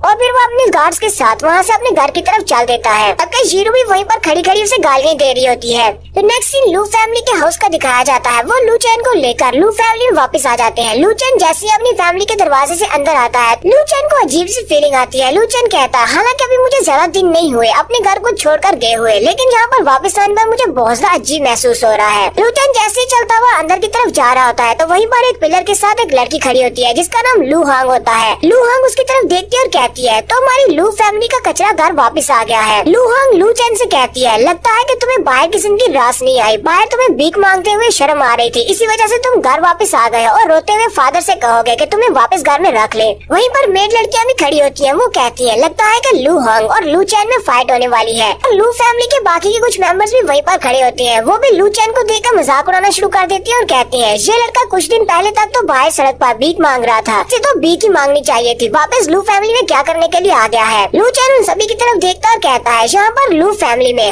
हायर मेंबर्स की तो बात अलग है, लेकिन यहाँ पर छोटे मेंबर्स को भी देखो, ये सारे बहुत ज्यादा एरोगेंट है। मेरी लू फैमिली तो बहुत ज्यादा करप्ट है, ये सारे मुझे कचरा समझते हैं। लू चैन कहता है, ये तो बहुत ही अच्छी बात है, साउथ सैन को लू हांग की टेरिटरी के बैगर्स ने मारा था, अब इससे बदला लेने का अच्छा मौका है। लू चैन बड़ी स्पीड से आगे बढ़ता है और लू हांग के सामने जाकर खड़ा हो जाता है और उसे कहता है, तुम गुलाम कहीं की, तुम्हें पता है ना कि तुम हमारी फैमिली की एक रियल मेंबर नहीं हो और तुम तो लू फैमिली की मेंबर भी नहीं हो, तुम्हारी बॉडी में लू फैमिली का ब्लड नहीं है। जैसे वो उसे स्लेव कहता है वो बहुत ज्यादा गुस्सा हो जाती है, जबकि बाकी के नौकर जहाँ वहाँ पर खड़े होते हैं और लू फैमिली के मेंबर्स होते हैं, वो कहते हैं, लू हांग अब बहुत ज्यादा गुस्सा होने वाली है कि ये हमारी लू फैमिली की डायरेक्ट डिसेंडेंट नहीं है, इसी वजह से अगर कोई इसे गुलाम कहे फिर इसे नौकर कहे तो इसे बहुत ज्यादा गुस्सा आता है। कि लू चैन इसके हाथों से मरना चाहता है, इसने इसको यहाँ पर स्लेव कह दिया है। इन दोनों की फाइट देखने में बहुत ज्यादा मजा आएगा। लू चैन जो कि हमारी फैमिली का कचरा है और लू हांग जो कि अपनी फाइटिंग स्पिरिट को लेवल 1 तक अवेकन कर चुकी है, वो बहुत ज्यादा स्ट्रॉन्ग है। लू हांग वाकई में गुस्सा हो जाती है और उसे कहती है, कचरे कहेंगे, तुम्हारी हिम्मत कैसे हुई मुझे गुलाम कहने की, और जल्दी से वो ऊपर की तरफ जंप करती है और अपने पाँव पर अपनी फाइटिंग स्पिरिट को एक्टिवेट करने के बाद उसे किक मारने लगती है, लेकिन लू चैन नीचे से साइड पर हट जाता है और उसकी किक को अवॉइड कर लेता है। फाइटिंग स्पिरिट गार्ड का लीडर भी देखकर काफी हैरान होता है और खुश भी होता है, क्योंकि वो तो यही देखना चाहता है कि इन दोनों में से स्ट्रॉन्ग कौन है। लू हांग बहुत ज्यादा गुस्से में होती है, वो जल्दी से अपना हंटर निकालती है और उसके ऊपर भी अपनी फाइटिंग स्पिरिट को एक्टिवेट कर लेती है और उसे कहती है, अब तुम नहीं बचोगे, मैं तुम्हारे बाजू काट दूंगी, और अपने हंटर के साथ उसके ऊपर अटैक करती है। लेकिन लू चैन उसके अटैक को भी अवॉइड कर लेता है और उसी के अटैक्स को अवॉइड करते हुए लू चैन की नजर दूसरी तरफ पड़ती है। दरवाजे के अंदर उसके डैड खड़े होते हैं जो कि सब कुछ देख रहे होते हैं। लू चैन कहता है, लगता है कि मेरे फादर मेरा टेस्ट ले रहे हैं, इसी वजह से वो लू हांग को यहाँ पर लेकर आए हैं ताकि मैं इसके साथ फाइट करूँ और उन्हें दिखा सकूँ कि वाकई में इतना काबिल हूँ या नहीं, ना उन्होंने मेरे बारे में सुना है। अब जबकि मेरे फादर जी देखना चाहते हैं तो चलो ठीक है, उनको दिखाते हैं। लू चैन जंप करते हुए वहीं पर खड़ा हो जाता है। लू हांग जो अपने हंटर के साथ उसके ऊपर अटैक करती है, वो अपने हाथ के साथ ही उसके हंटर को पकड़ लेता है। पैट्रियार्च के साथ वाला एल्डर कहता है, पैट्रियार्च अब आपको क्या लगता है ये लड़का वाकई में जीनियस है? पैट्रियार्च उसे कहते हैं, अगर ये लड़का आज लू हांग को नहीं हरा पाया तो इसको यहीं से वापस भेज देना, दोबारा इसका हमारी लू फैमिली से कोई ताल्लुक नहीं रहेगा। पैट्रियार्च अपने साथ वाले एल्डर से कहते हैं, तुम्हें पता है कि बहुत ही जल्दी एकेडमी वाले यहाँ पर आने वाले हैं एक टेस्ट लेने के लिए, और उस टेस्ट में जो भी पास होगा उसे एक मेरिडियन एक्टिवेशन पिल मिलेगी। मैं पिछले 20 साल से अपनी फाइटिंग स्पिरिट को लेवल 4 तक अवेकन कर पाया हूँ और लेवल 4 से आगे नहीं बढ़ पा रहा। अगर मुझे वो मेरिडियन एक्टिवेशन पिल मिल जाए, इससे मैं अपनी बॉडी के अंदर जितने भी चैनल्स हैं उन सभी को एक्टिवेट कर सकता हूँ और मेरी बॉडी के अंदर फाइटिंग स्पिरिट फ्लो करेगी, जिससे मैं लेवल अप कर सकता हूँ। पैट्रियार्च कहते हैं, लेकिन वहाँ पर सीट सिर्फ 3 है और सिर्फ 3 ही मेरिडियन एक्टिवेशन पिल्स मिलने वाली है। इसलिए मैं चाहता हूँ कि हम अपनी फैमिली से सबसे बेस्ट बच्चे को वहाँ पर भेजे एडमिशन के टेस्ट के लिए। अगर लू चैन वाकई में जीनियस है तो इसे वहाँ पर भेजा जाएगा ताकि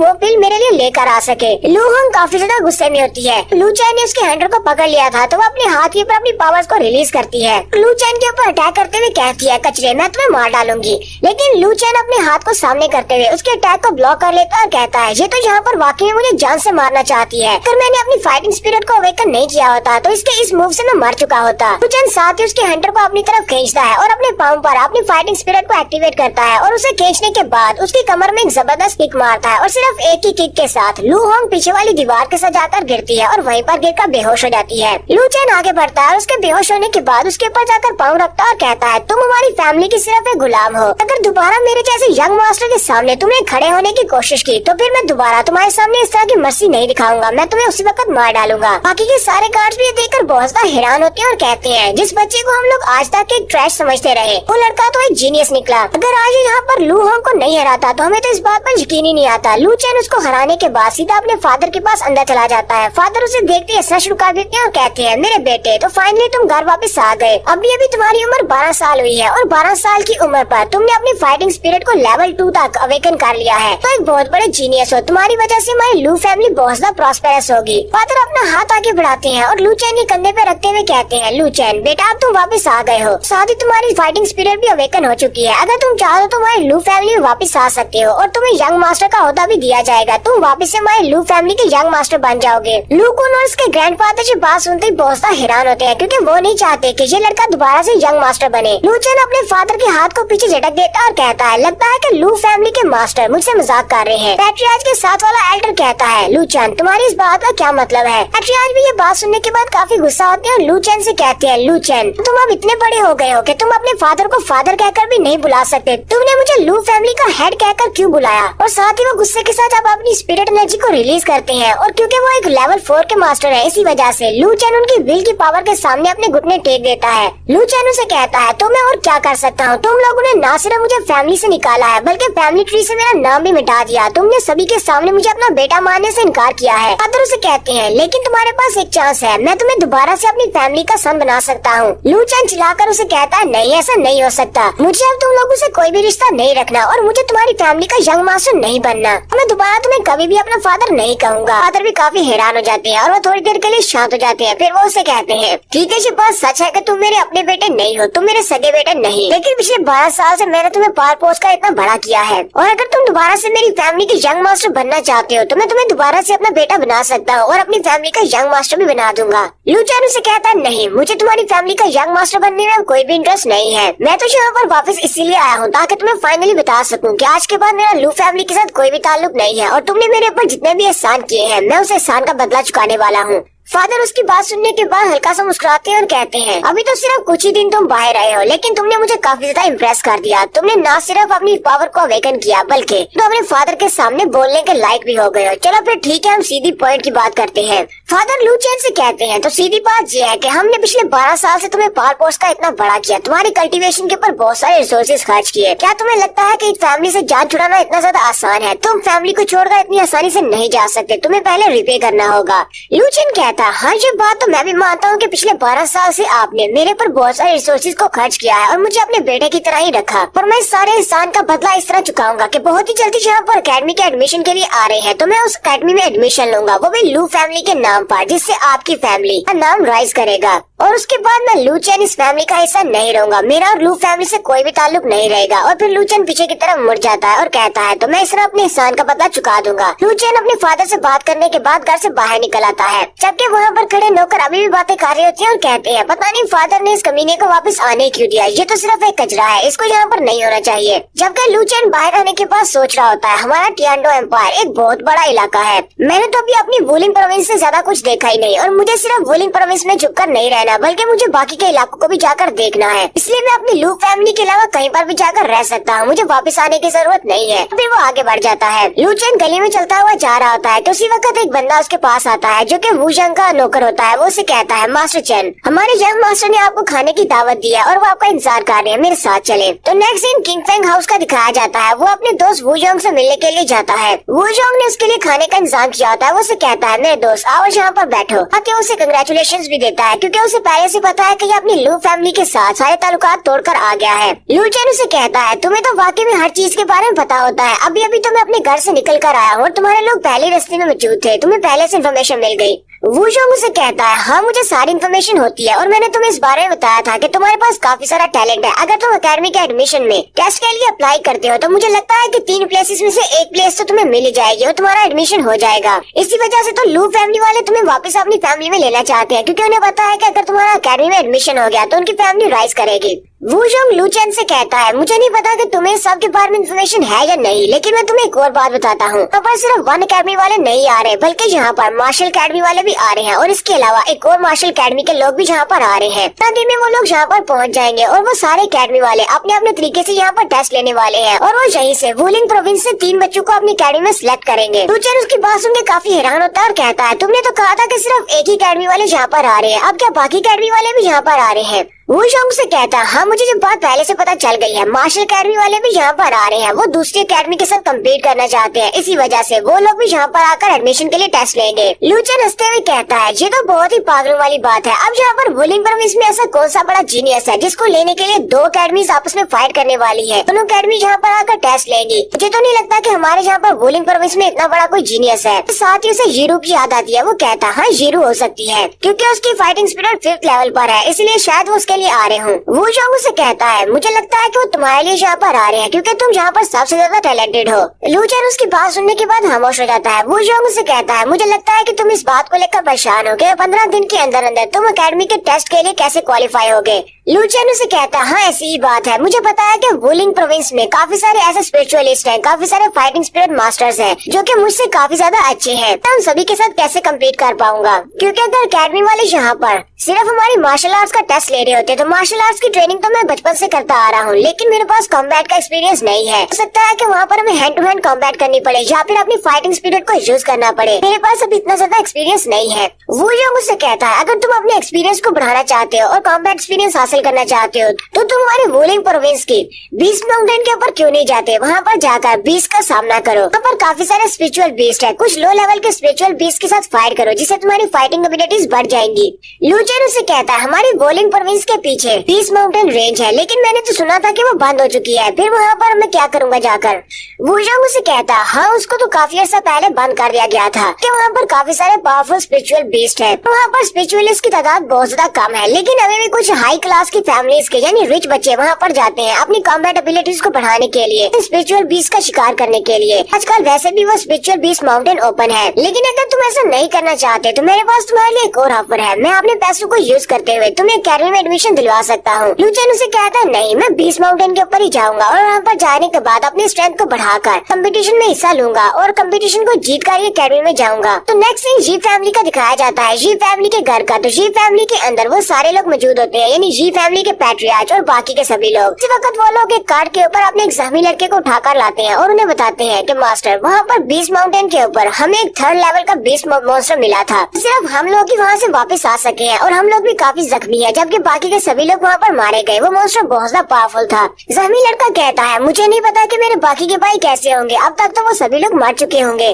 जी फैमिली के पैट्रियार्च उन सबसे कहते हैं मेरी जी फैमिली के बच्चे इतनी बुरी तरह से जख्मी है और कुछ बच्चे अभी वहीं पर जंगल में है और उनका कुछ पता नहीं वो मर चुके होंगे। तो वाकई में वहाँ पर एक 3rd रैंक का स्पिरिचुअल बीस्ट हो सकता है जो कि उनके ऊपर अटैक कर रहा है। मास्टर जी कहते हैं काफी लंबे अरसे के बाद कोई 3rd रैंक का स्पिरिचुअल बीस्ट जंगल के अंदर अपीयर हुआ है, इससे पहले कभी भी इस तरह के 3rd लेवल का स्पिरिचुअल बीस्ट को हमने नहीं देखा। साथ ही मास्टर जी कहते हैं अब जबकि ये 3rd लेवल का स्पिरिचुअल बीस्ट है तो इसको मारने के बाद इसकी बॉडी के अंदर से स्पिरिट क्रिस्टल निकलेगा और वो स्पिरिट क्रिस्टल किसी भी कल्टीवेटर के लिए बहुत ही अच्छा है उसकी कल्टीवेशन को बढ़ाने के लिए। जीरू अपने डैड से कहती है डैड ये स्पिरिट क्रिस्टल्स क्या होते हैं। तो यहाँ पर स्टूडेंट ल्यू से स्पिरिट क्रिस्टल्स के बारे में बताता है। वो उसे कहता है ये स्पेशल क्रिस्टल्स होते हैं जिनके अंदर बहुत सारी एनर्जी कंडेंस शेप में होती है जो कि उसे अपनी बीस्ट बॉडी से मिलती है। बीस्ट मॉन्स्टर जितने हाई रैंक का होगा उसके बॉडी के अंदर उतने ही हाई रैंक का क्रिस्टल होगा। तो ये वाले स्पिरिचुअल क्रिस्टल बहुत ही पावरफुल होते हैं, ये स्पिरिचुअल वॉरियर्स के लिए भी ज्यादा काम के हैं। अगर वो इसको रिफाइन करते हैं और इसकी एनर्जी को अपनी बॉडी में एब्जॉर्ब करते हैं तो उनकी सोल पावर बढ़ जाती है। जीरो स्टूडेंट ल्यू से पूछती है तो क्या ये जो 3rd रैंक का स्पिरिचुअल बीस्ट है क्या ये बहुत ज्यादा पावरफुल होगा। स्टूडेंट ल्यू से कहता है हाँ ये काफी ज्यादा पावरफुल हो सकता है क्योंकि जैसे जैसे इनका लेवल अप होता जाता है इनके पास इंटेलिजेंस आ जाती है। बहुत सारे स्पिरिचुअल बीस्ट तो ऐसे होते हैं जो कि हाई लेवल के होते हैं और उनके पास इंसानों से भी ज्यादा इंटेलिजेंस होती है, वो इंसानों से भी ज्यादा होशियार होते हैं, इसलिए उन सभी का शिकार करना बहुत ज्यादा मुश्किल हो सकता है। ये फैमिली के पैट्रियार्च अपनी बेटी से कहते हैं हम तुम्हारे लिए वो 3rd रैंक के क्रिस्टल को लेकर आएंगे। एक बार तुमने उस क्रिस्टल की एनर्जी को अपनी बॉडी में एब्जॉर्ब कर लिया तो उसके बाद तुम्हारी कल्टीवेशन की स्पीड बहुत ज्यादा बढ़ जाएगी और तुम्हारी स्पिरिचुअल एनर्जी भी बढ़ेगी और इससे हमारी फैमिली को बहुत ज्यादा फायदा होगा। तो अपने गार्ड से कहते हैं गार्ड्स इमीडिएटली मुझे फॉलो करो, हम लोग अभी इसी वक्त स्पिरिट बीस्ट माउंटेन की तरफ निकलने वाले हैं, हमें जाकर एक 3rd रैंक के स्पिरिट बीस्ट को पकड़ना है।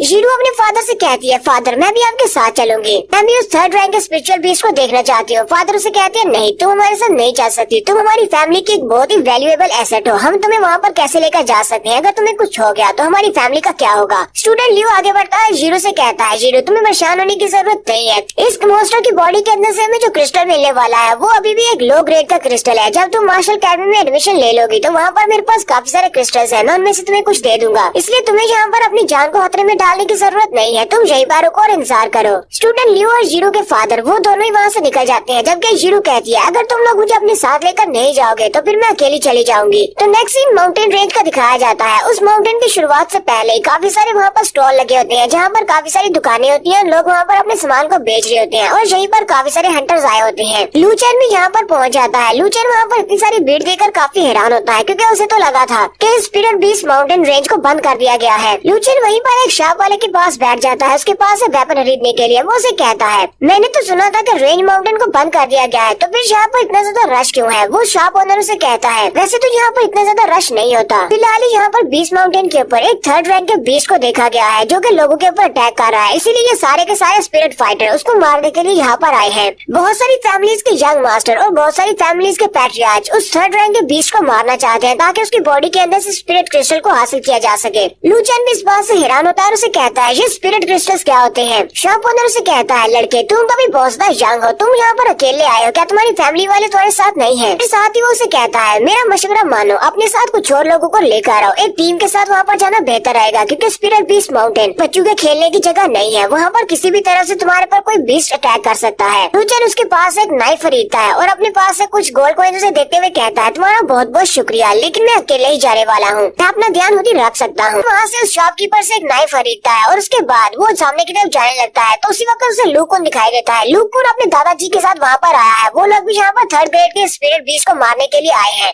लूकून अपने ध्यान चलता हुआ जा रहा होता है और लूचेन के साथ उसका कंधा टकराता है। वो दोनों एक दूसरे को देखकर काफी हैरान होते हैं, जबकि दादाजी भी उसकी तरफ देखते हैं और कहते हैं लड़के तुम यहाँ पर क्या कर रहे हो? लगता है कि तुम भी यहाँ पर थर्ड ग्रेड के स्पिरिचुअल बीस्ट को मारने के लिए आए हो, लेकिन इस बारे में भूल जाओ, तुम अकेले वहाँ पर कुछ भी नहीं कर पाओगे। लूकून अपने ग्रैंडपा से कहता है ग्रैंडपा आपको इस लड़के के लिए परेशान होने की जरूरत नहीं है, जाकर अपनी फैमिली के पैट्रियार्च को बता दे कि ये लड़का यहीं पर इसी स्पिरिचुअल बीस्ट माउंटेन के ऊपर मारा जाएगा, क्योंकि ये यहाँ पर बिल्कुल अकेला आया है और अकेले यहाँ पर बीस्ट माउंटेन के ऊपर मुझे नहीं लगता कि ये 2 दिन में बिता पाएगा। लूचेन उसकी तरफ देखता है और उसे कहता है लूको तुम यहाँ पर अपने साथ बहुत सारे लोग लेकर आए हो, क्या तुम्हें शर्म नहीं आती? तुम एक स्पिरिचुअल फाइटर हो और तुम यहाँ पर इतने सारे लोगों को अपने साथ लेकर आए हो। लूकून गुस्से के साथ उसे कहता है तुम्हें दोबारा से इस तरह एटीट्यूड दिखाने की जरूरत नहीं है, तुम्हें फैमिली के पैट्रियार्च ने अपनी फैमिली में वापस क्या बुला लिया, इसका मतलब ये नहीं है कि तुम हमारी फैमिली के यंग मास्टर बन सकते हो, और ऊपर से तुम इस बीस्ट माउंटेन के ऊपर अकेले जाने वाले हो। यहाँ पर बीस्ट माउंटेन के ऊपर जितने बीस्ट है वो तुम्हें मारने के बाद तुम्हारी बॉडी को भी खा जाएंगे और तुम कभी भी दोबारा नहीं आ पाओगे। और साथ ही लूकून अपनी फैमिली के मेंबर्स के साथ आगे चला जाता है, जबकि लूचेन वहीं पर खड़ा होता है, खड़ा खड़ा मुस्कुरा रहा होता है। साथ ही वो हंसते हुए कहता है अगर ये सभी लोग यहाँ पर थर्ड ग्रेड के स्पिरिचुअल बीस्ट को मारने के लिए आए हैं तो फिर ठीक है, मुझे भी माउंटेन के ऊपर जाकर थर्ड ग्रेड के स्पिरिचुअल बीस्ट को ही पकड़ना है। तो नेक्स्ट सीन हमारा माउंटेन के ऊपर का दिखाया जाता है। लूचेन माउंटेन के अंदर उस जंगल पे चला जाता है और वो जंगल के अंदर भाग रहा होता है, क्योंकि उसके पीछे काफी सारे स्पिरिचुअल बीस्ट लगे होते हैं। हालांकि वो सारे के सारे रियल स्पिरिचुअल बीस्ट भी नहीं है, वो सिर्फ हाफ स्पिरिचुअल बीस्ट होते हैं और वो उसका पीछा कर रहे होते हैं और उनसे निपटना उसके लिए काफी ज्यादा मुश्किल होता है। सबसे पहले तो उसके पीछे एक बड़ा सा स्नेक होता है जो कि शायद थोड़ा बहुत यूनिकॉर्न की तरह का भी है, क्योंकि उसके सर पे सींग है और साथ ही उसके मछली की तरह के पार भी है, और वो घास के अंदर से निकलता है और लूचेन के पीछे उड़ता हुआ उसके ऊपर अटैक करने के लिए आगे बढ़ता है। लूचेन उसके अटैक को अवॉइड करते हुए अपना नाइफ निकालता है और उसकी बॉडी को सेंटर से 2 हिस्सों में काट देता है। लूचेन कहता है यहाँ पर तो बहुत सारे स्पिरिचुअल बीस्ट है, हालांकि ये सारे अभी स्पिरिचुअल बीस्ट बने भी नहीं, ये तो सिर्फ हाफ स्पिरिचुअल बीस्ट है। मैं इस माउंटेन रेंज के अंदर भी नहीं गया और यहाँ पर बहुत सारे ऐसे स्पिरिचुअल बीस्ट है जिनका मुझे सामना करना पड़ा है। उसी वक्त पीछे की तरफ से एक बड़ा सा सेंटीपीड मॉन्स्टर निकलता है और वो भी उसके ऊपर अटैक कर देता है। लूचेन ऊपर की तरफ जंप करते हुए सेंटीपीड मॉन्स्टर से बच जाता है, पर जंप करते हुए अपने नाइफ को ऊपर से नीचे की तरफ थ्रो करता है, जो कि उस सेंटीपीड मॉन्स्टर के सर के आर पार हो जाता है और वो सेंटीपीड मॉन्स्टर को भी मार देता है। लूचेन कहता है इन हाफ स्पिरिट बीस्ट के साथ फाइट करना ही काफी ज्यादा मुश्किल हो रहा है, अगर मेरा सामना किसी थर्ड रैंक के स्पिरिचुअल बीस्ट के साथ हो जाता है तो फिर मैं क्या करूंगा?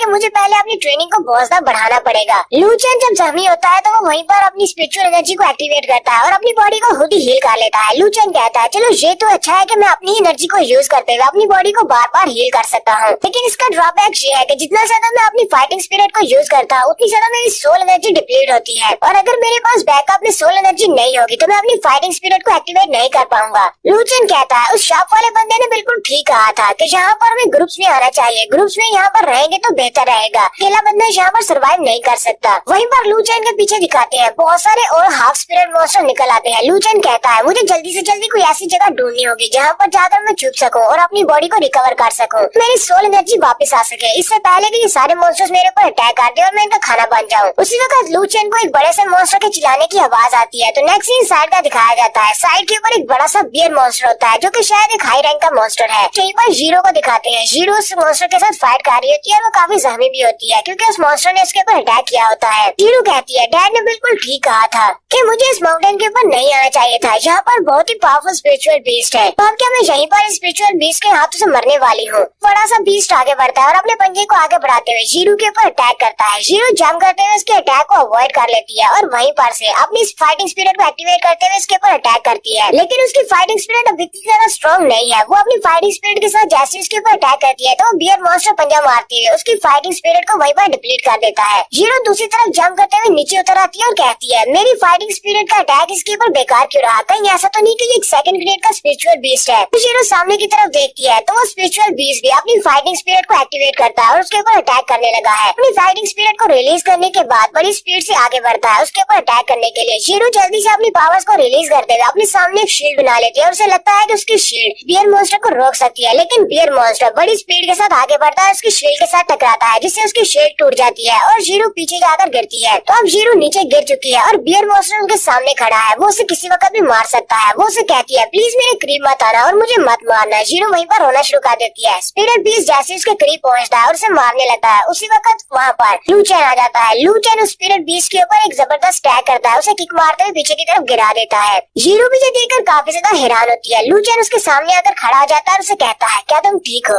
फिर वो दोबारा से उस बियर मॉन्स्टर की तरफ देखता है तो वो बियर मॉन्स्टर अपने चेहरे पर किक खाने के बाद पहले तो अपने सर पे हाथ रख के पीछे की तरफ मुड़ा होता है, लेकिन फिर साथ ही दोबारा से चिल्लाकर लू चैन पर अटैक करने के लिए आगे बढ़ता है। लू चैन भी इस बात से काफी ज्यादा हैरान होता है। लू चैन कहता है मैंने अपनी स्पिरिट एनर्जी को रिलीज करते हुए उसके चेहरे पर किक मारी थी, लेकिन मेरी किक का तो इसके चेहरे पर कोई भी असर नहीं हुआ और ऊपर से ये बियर मॉन्स्टर और भी ज्यादा गुस्सा हो गया है। लू चैन अपना नाइफ निकालता और कहता है यही ठीक रहेगा, इसके साथ प्रैक्टिस करने में मजा आएगा। फिर लू चैन बड़ी स्पीड के साथ उस बियर मॉन्स्टर का मुकाबला करने के लिए आगे बढ़ता है। बियर मॉन्स्टर अपने पंजे को आगे बढ़ाता है और उस पर अटैक करता है, लेकिन लू चैन स्लिप मारते हुए उसकी टांगों के बीच से निकलकर उसके पीछे वाली साइड पर चला जाता है। लू चैन कहता है हालांकि ये बहुत ही बड़ा स्पिरिचुअल बीस्ट है, लेकिन फिर भी मुझे लगता है कि ये बहुत ही बेवकूफ है। लू चैन पीछे वाली साइड से जंप करते हुए उसके साथ में फिर से किक मारता है और उसे पीछे की तरफ गिराने की कोशिश करता है, लेकिन वो बियर मॉन्स्टर उससे नहीं गिरता क्योंकि उसकी स्ट्रेंथ काफी ज्यादा है और उसका वजन भी ज्यादा है। लू चैन पीछे की तरफ हट जाता है। स्पिरिचुअल बीस्ट दोबारा से अपनी स्पिरिट एनर्जी को रिलीज करता है, बिल्कुल एक बियर की तरह बड़ी स्पीड के साथ लू चैन के ऊपर अटैक करने के लिए सामने की तरफ भागता है और लू चैन के करीब पहुँचने के बाद वो अपने पंजे के साथ ही लू चैन के ऊपर अटैक करता है। लू चैन उसके पंजे के अटैक को अवॉइड कर लेता है और फिर अपने नाइफ को पंजे के नीचे वाली साइड से होते हुए उसके पेट के अंदर दंसा देता है, लेकिन जैसे ही वो अपनी नाइफ को उसके पेट में दंसाता है तो उसका नाइफ उसके पेट में दंसता ही नहीं है क्योंकि उसकी स्किन बहुत ज्यादा हार्ड होती है। लू चैन ये देखकर कहता है ये तो एक अर्थ एट्रीब्यूट वाला स्पिरिचुअल बीस्ट है, इसी वजह से इसकी स्किन बहुत ज्यादा स्ट्रॉन्ग है, डिफेंसेस बहुत ज्यादा है और इसकी स्ट्रेंथ भी ज्यादा है। कोई ऑर्डिनरी वेपन इसकी बॉडी के अंदर नहीं दंस पाएगा। उसी वक्त बियर मॉन्स्टर अपने पंजे के साथ फिर से उसके ऊपर अटैक करता है। लू चैन जल्दी से पीछे की तरफ हट जाता है। बियर मॉन्स्टर ऊपर की तरफ जंप करते हुए उसके ऊपर अटैक करने के लिए फिर से आगे बढ़ता है और पाँव के साथ लू चैन के ऊपर अटैक करता है, लेकिन लू चैन फिर से जंप करते हुए पीछे हट जाता है। इस बार लू चैन भागते हुए दरख्त के पीछे जाकर छुप जाता है। लू चैन कहता है अब जबकि मुझे पता चल चुका है कि मैं स्पिरिचुअल बीस्ट का मुकाबला नहीं कर सकता, तो कोई ना कोई रास्ता ढूंढना होगा, हमें इससे अपना पीछा छुड़वाना होगा, हम दोनों जहाँ से भाग सकते हैं। बियर मॉन्स्टर जल्दी से आगे बढ़ता है और उसे सूंघते हुए दरख्त के पास चला जाता है और उस दरख्त के ऊपर एक जबरदस्त पंच मारता है, जिसकी वजह से उस बियर मॉन्स्टर का पंजा उस दरख्त के अंदर धंस जाता है। लू चैन उसी वक्त भागते हुए पीछे की तरफ निकल जाता है और जाकर जीरो को उठा लेता है। जैसे वो जाकर जीरो को उठाता है, जीरो चिल्लाना शुरू कर देती है और कहती है कमीने ठगी कहीं के, तुमने मुझे क्यों उठाया, मुझे नीचे रखो। लू चैन चिल्लाकर उसे कहता है क्या तुम यहाँ पर इस बियर मॉन्स्टर का खाना बनना चाहती हो, अगर ऐसी बात है तो मैं तुम्हें यहीं पर छोड़ जाता हूँ। वो बियर मॉन्स्टर भी उस दरख्त के अंदर से अपने धंसे हुए बाजू को बाहर निकालने की कोशिश कर रहा होता है। उसी वक्त लू चैन जीरो को उठाकर वहाँ से दूसरी तरफ भाग जाता है। जीरो लू चैन की तरफ देखती है और कहती है अगर इस लड़के को जरा करीब से देखा जाए तो ये इतना भी बुरा नहीं है, काफी हैंडसम है। जीरो शर्माते हुए उससे कहती है मैंने सुना था कि तुमने अपनी फाइटिंग स्पिरिट को सेकंड लेवल तक अवेकन किया है, तो फिर तुम यहाँ पर इस बीस माउंटेन के ऊपर अकेले क्या कर रहे हो, क्या तुम्हारी फैमिली ने तुम्हें फिर से घर से निकाल दिया है। लू चैन उसे कहता है तो जी फैमिली का हिस्सा हो जो कि एक बहुत ही प्राउड फैमिली है, तो तुम उनकी बहुत ही जीनियस लड़की हो, तो उन्होंने तुम्हें यहाँ पर अकेले क्यों भेज दिया, या फिर तुम खुद ही घर से भाग कर आई हो। जीरो अभी से शर्माना शुरू कर देती है और कहती है मैं जो चाहे वो कर सकती हूँ, इससे कोई मसला है तो मुझे यहीं पर नीचे उतार दो। लू चैन वाकई में उसे वहीं पर उतार देता है और उसे कहता है तुम्हें क्या लगता है अगर मैं तुम्हें यहाँ पर एक बेड के तौर पर यूज करूँ, तुम्हें यहाँ से आसानी से निकल सकता हूँ क्योंकि यहाँ पर बहुत सारे मॉन्स्टर्स हैं। जीरो चिल्लाकर उसे कहती है, ये क्या बकवास कर रहे हो, मुझे अकेले छोड़कर मत जाना। उसी वक्त उन्हें आसपास से मॉन्स्टर्स की आवाजें आना शुरू होती है। वो दोनों बहुत ज्यादा घबरा जाते हैं और सामने की तरफ देखते हैं तो सामने से एक वुल्फ मॉन्स्टर निकल कर आता है। वुल्फ मॉन्स्टर की 3 आंखें होती है। जीरो उसकी तरफ देखती है और कहती है, ये तो एक वुल्फ मॉन्स्टर है और इसके पास 3 आंखें हैं। वहाँ पर एक नहीं बल्कि 3 वुल्फ मॉन्स्टर्स होते हैं। वो तीनों ही जंप करते हुए उनके ऊपर अटैक करने के लिए आगे बढ़ते हैं। लू चेन जल्दी से जीरो के ऊपर जंप करते हुए उसे साइड पर खींच लेता है। वो दोनों ही वहाँ पर नीचे गिर जाते हैं। वो तीनों वुल्फ मॉन्स्टर उनके ऊपर अटैक करने के बाद फिर से झाड़ियों में छुप जाते हैं। लू चेन कहता है, ये वुल्फ मॉन्स्टर बहुत ज्यादा फास्ट होते हैं, ऊपर से यहाँ पर 3 है, लोग इनका मुकाबला नहीं कर पाएंगे, तो एक बहुत बड़ा मसला है। लू चेन अभी सामने झाड़ियों की तरफ ही देख रहा होता है कि उसी वक्त जीरो वहाँ पर खांसना शुरू कर देती है और उसे कहती है, लू चेन तुम मुझे यहीं पर छोड़कर भाग जाओ, तुम्हारे ऊपर बर्डन नहीं बनना चाहती, मेरी वजह से मर मत जाना। साथ ही उसके चेहरे की तरफ भी दिखाते हैं जैसे कि वो काफी ज्यादा खराब हालत में है और वहीं पर बेहोश हो जाती है। लू चेन उसे कहता है, बेवकूफ लड़की, अगर मेरे पास कोई छोटा सा कुत्ता या बिल्ली भी होता तो भी मैं उसे यहाँ पर अकेले छोड़कर नहीं जाता, तुम तो फिर एक लड़की हो, अगर मैं तुम्हें यहाँ पर छोड़ जाऊंगा तो तुम यहीं पर इन मॉन्स्टर्स के हाथों मारी जाओगी। इन साथ ही वो देखता है कि वो बेहोश हो चुकी है। वो उसे वहीं पर लिटा देता है और कहता है, लू चेन उठकर खड़ा हो जाता है और अपनी फाइटिंग स्पिरिट को रिलीज करते हुए कहता है, हर किसी के पास जब फाइटिंग स्पिरिट अवेकन होती है तो उनके पास अपनी फाइटिंग टेक्निक्स होती है। वो अपनी फाइटिंग स्पिरिट को यूज करते हुए डिफरेंट टेक्निक्स को परफॉर्म कर सकते हैं, लेकिन मुझे अभी तक नहीं पता कि मेरे पास फाइटिंग स्पिरिट की कौन सी टेक्निक्स है। अभी तक मुझे सिर्फ इतना ही पता है कि मैं अपनी फाइटिंग स्पिरिट से जख्मों को हील कर सकता हूँ। वो अपनी ढेर सारी फाइटिंग स्पिरिट को एक्टिवेट कर लेता है क्योंकि वो तीनों वुल्फ मॉन्स्टर्स के सामने आकर खड़ी हो जाती है। लू चेन जैसे अपनी फाइटिंग स्पिरिट को फाइट के लिए रिलीज करता है तो वहाँ पर ग्राउंड के अंदर से कुछ बेलें निकलती है। लू चेन कहता है, जब तक मैं कोशिश करके नहीं देखूंगा मुझे पता कैसे चलेगा कि मेरी फाइटिंग स्पिरिट की स्पेशल टेक्निक्स क्या है। जब ग्राउंड के अंदर से बेलें निकलती है तो लू चेन अपनी फाइटिंग स्पिरिट को और भी ज्यादा रिलीज करता है और उन बेलों को साइज में बड़ा कर देता है। देखकर लू चेन भी काफी हैरान हो जाता है और कहता है, लगता है कि मेरे पास प्लांट टाइप की फाइटिंग स्पिरिट है। और फिर वो अपनी बेलों को आगे की तरफ भेजता है उन वुल्फ मॉन्स्टर्स के ऊपर अटैक करने के लिए। लू चेन की वो सारी बेलें उन वुल्फ मॉन्स्टर्स को अपने अंदर लपेट लेती है और ऊपर की तरफ उठा लेती है और साथ ही उनकी बॉडी को बहुत ज्यादा स्क्वीज करती है और यहीं पर उनकी बॉडी के अंदर से ब्लड को बहते हुए दिखाते हैं। यानी कि वो बेलों के साथ उन वुल्फ मॉन्स्टर्स को इतना ज्यादा स्क्वीज करता है कि उनकी बॉडी के अंदर से ब्लड बहना शुरू हो जाता है और वो तीनों वुल्फ मॉन्स्टर्स वहीं पर मर जाते हैं। तो हमारी एपिसोड 9 की शुरुआत में जी फैमिली का सीन दिखाया जाता है। जी फैमिली के पैट्रियार्च को जब इस बारे में पता चलता है कि उनकी बेटी घर पर नहीं है जबकि वो बीस माउंटेन पर चली गई है, इसी वजह से वो काफी ज्यादा गुस्से में होती है और कहते हैं, तुम सभी लोग बेवकूफ हो, तुम्हें मैंने घर पर किस लिए रखा हुआ है, तुम सभी लोग एक लड़की पर भी नजर नहीं रख सकते, तुम्हारी वजह से मेरी बेटी गुम हो गई है। स्टूडेंट यू कहता है, मुझे लगता है कि जीरो इस वक्त बीस माउंटेन के ऊपर ही गई होगी क्योंकि उसने जब सुना था कि वहाँ पर एक 3rd रैंक का मॉन्स्टर है कि काफी ज्यादा स्ट्रॉन्ग हो सकता है, तो मुझे लगता है वो उसी से फाइट करने के लिए गई होगी। फैमिली पैट्रियार्च कहते हैं, जीरो हमारी फैमिली की एक बहुत ही टैलेंटेड लड़की है और फ्यूचर में हमारी फैमिली का नाम बहुत ज्यादा रोशन कर सकती है। अगर जीरो को 20 माउंटेन पर कुछ हो जाता है तो फिर हमारी फैमिली कैसे राइज करेगी। फिर साथ ही वो चलाकर अपने सारे गार्ड से कहते हैं, जाओ दफा हो जाओ, जाकर 20 माउंटेन के ऊपर मेरी बेटी को ढूंढो, चाहे तुम्हें कुछ भी करना पड़े। 20 माउंटेन के ऊपर जाओ और चाहे वहाँ पर जाने के बाद तुम्हें एक एक मॉन्स्टर को ही क्यों ना मारना पड़े, सबको मार डालो, लेकिन मेरी बेटी को जिंदा वापस लेकर आओ। तो यहीं पर हमारा नेक्स्ट सीन फिर से जंगल के अंदर का दिखाया जाता है। लू चेन उन सारे वुल्फ्स को मारने के बाद काफी ज्यादा हैरान होता है क्योंकि उसने भी अपनी पावर्स को पहली बार यूज किया है। वो सामने की तरफ उन सारे वुल्फ्स की तरफ देखता है तो उन सारे वुल्फ्स को उसने अपनी बेलून के साथ मार दिया होता है। न सिर्फ बेलू के क्विंच करने की वजह से वो मरे होते हैं बल्कि उनके मुंह के अंदर से पॉइजन की वजह से फोक भी निकल रही होती है। लू चेन कहता है, इनके मुंह से तो जाग निकल रही है, इसका मतलब कि बॉडी के अंदर पॉइजन गया है और मेरी बेलू की वजह से इनकी बॉडी में पॉइजन गया है। लू चेन ने क्योंकि पहली बार अपनी फाइटिंग स्पिरिट को इस तरह अटैक के लिए यूज किया है, इसी वजह से चक्कर आते हैं और वो भी नीचे बैठ जाता है और उसी वक्त उसकी सारी बेलें भी रिट्रीट हो जाती है। लू चेन काफी ज्यादा खुश होता है, अपने हाथों की तरफ देखते हुए कहता है, यहाँ पर ये जितने भी मॉन्स्टर बीस्ट थे ये सारे के सारे एक नॉर्मल इंसान से काफी ज्यादा स्ट्रॉन्ग होते हैं, इनकी फिजिकल बॉडी नॉर्मल इंसान से ज्यादा स्ट्रॉन्ग होती है और मेरे पास एक बहुत ही स्पेशल टेक्निक है, यानी कि मैं अपनी बेलून के साथ किसी को भी जकड़ कर उसे पॉइजन दे सकता हूँ। अगर कोई भी स्पिरिचुअल फाइटर मेरे साथ फाइट करेगा तो मैं तो बहुत ही आसानी से पॉइजन देकर मार सकता हूँ। लू चेन कहता है, मुझे तो बस ऐसे ही लगा था कि ये सिर्फ प्लांट फाइटिंग स्पिरिट है, मैं प्लांट्स को कंट्रोल कर सकता हूँ। मुझे पहले से शक था कि मेरी फाइटिंग स्पिरिट में कुछ तो अलग है, मेरी फाइटिंग स्पिरिट में प्लांट्स के साथ साथ पॉइजन भी शामिल है। लू चेन यहाँ पर अपनी फाइटिंग स्पिरिट के बारे में सोच रहा होता है, उसी वक्त उसके साथ जीरू जो बड़ी होती है वो उसे कहती है, लू चेन मुझे छोड़कर मत जाना। लू चेन उसके माथे पे हाथ रखता है तो उसे बहुत ही तेज बुखार होता है। लू चेन कहता है, अब मैं इस लड़की का क्या करूँ, ये तो बुखार की वजह से बेहोश हो गई है। वो उसे जगाने की कोशिश करता है और उसे कहता है, स्टूपिड लड़की चलो जल्दी से उठ जाओ, तुम यहाँ पर नहीं सो सकती, हम लोग 20 माउंटेन के ऊपर हैं। लेकिन वो उसे कहती है, प्लीज लू चेन मुझे छोड़कर मत जाना, प्लीज मुझे यहाँ पर छोड़कर मत जाओ वरना मैं मर जाऊंगी।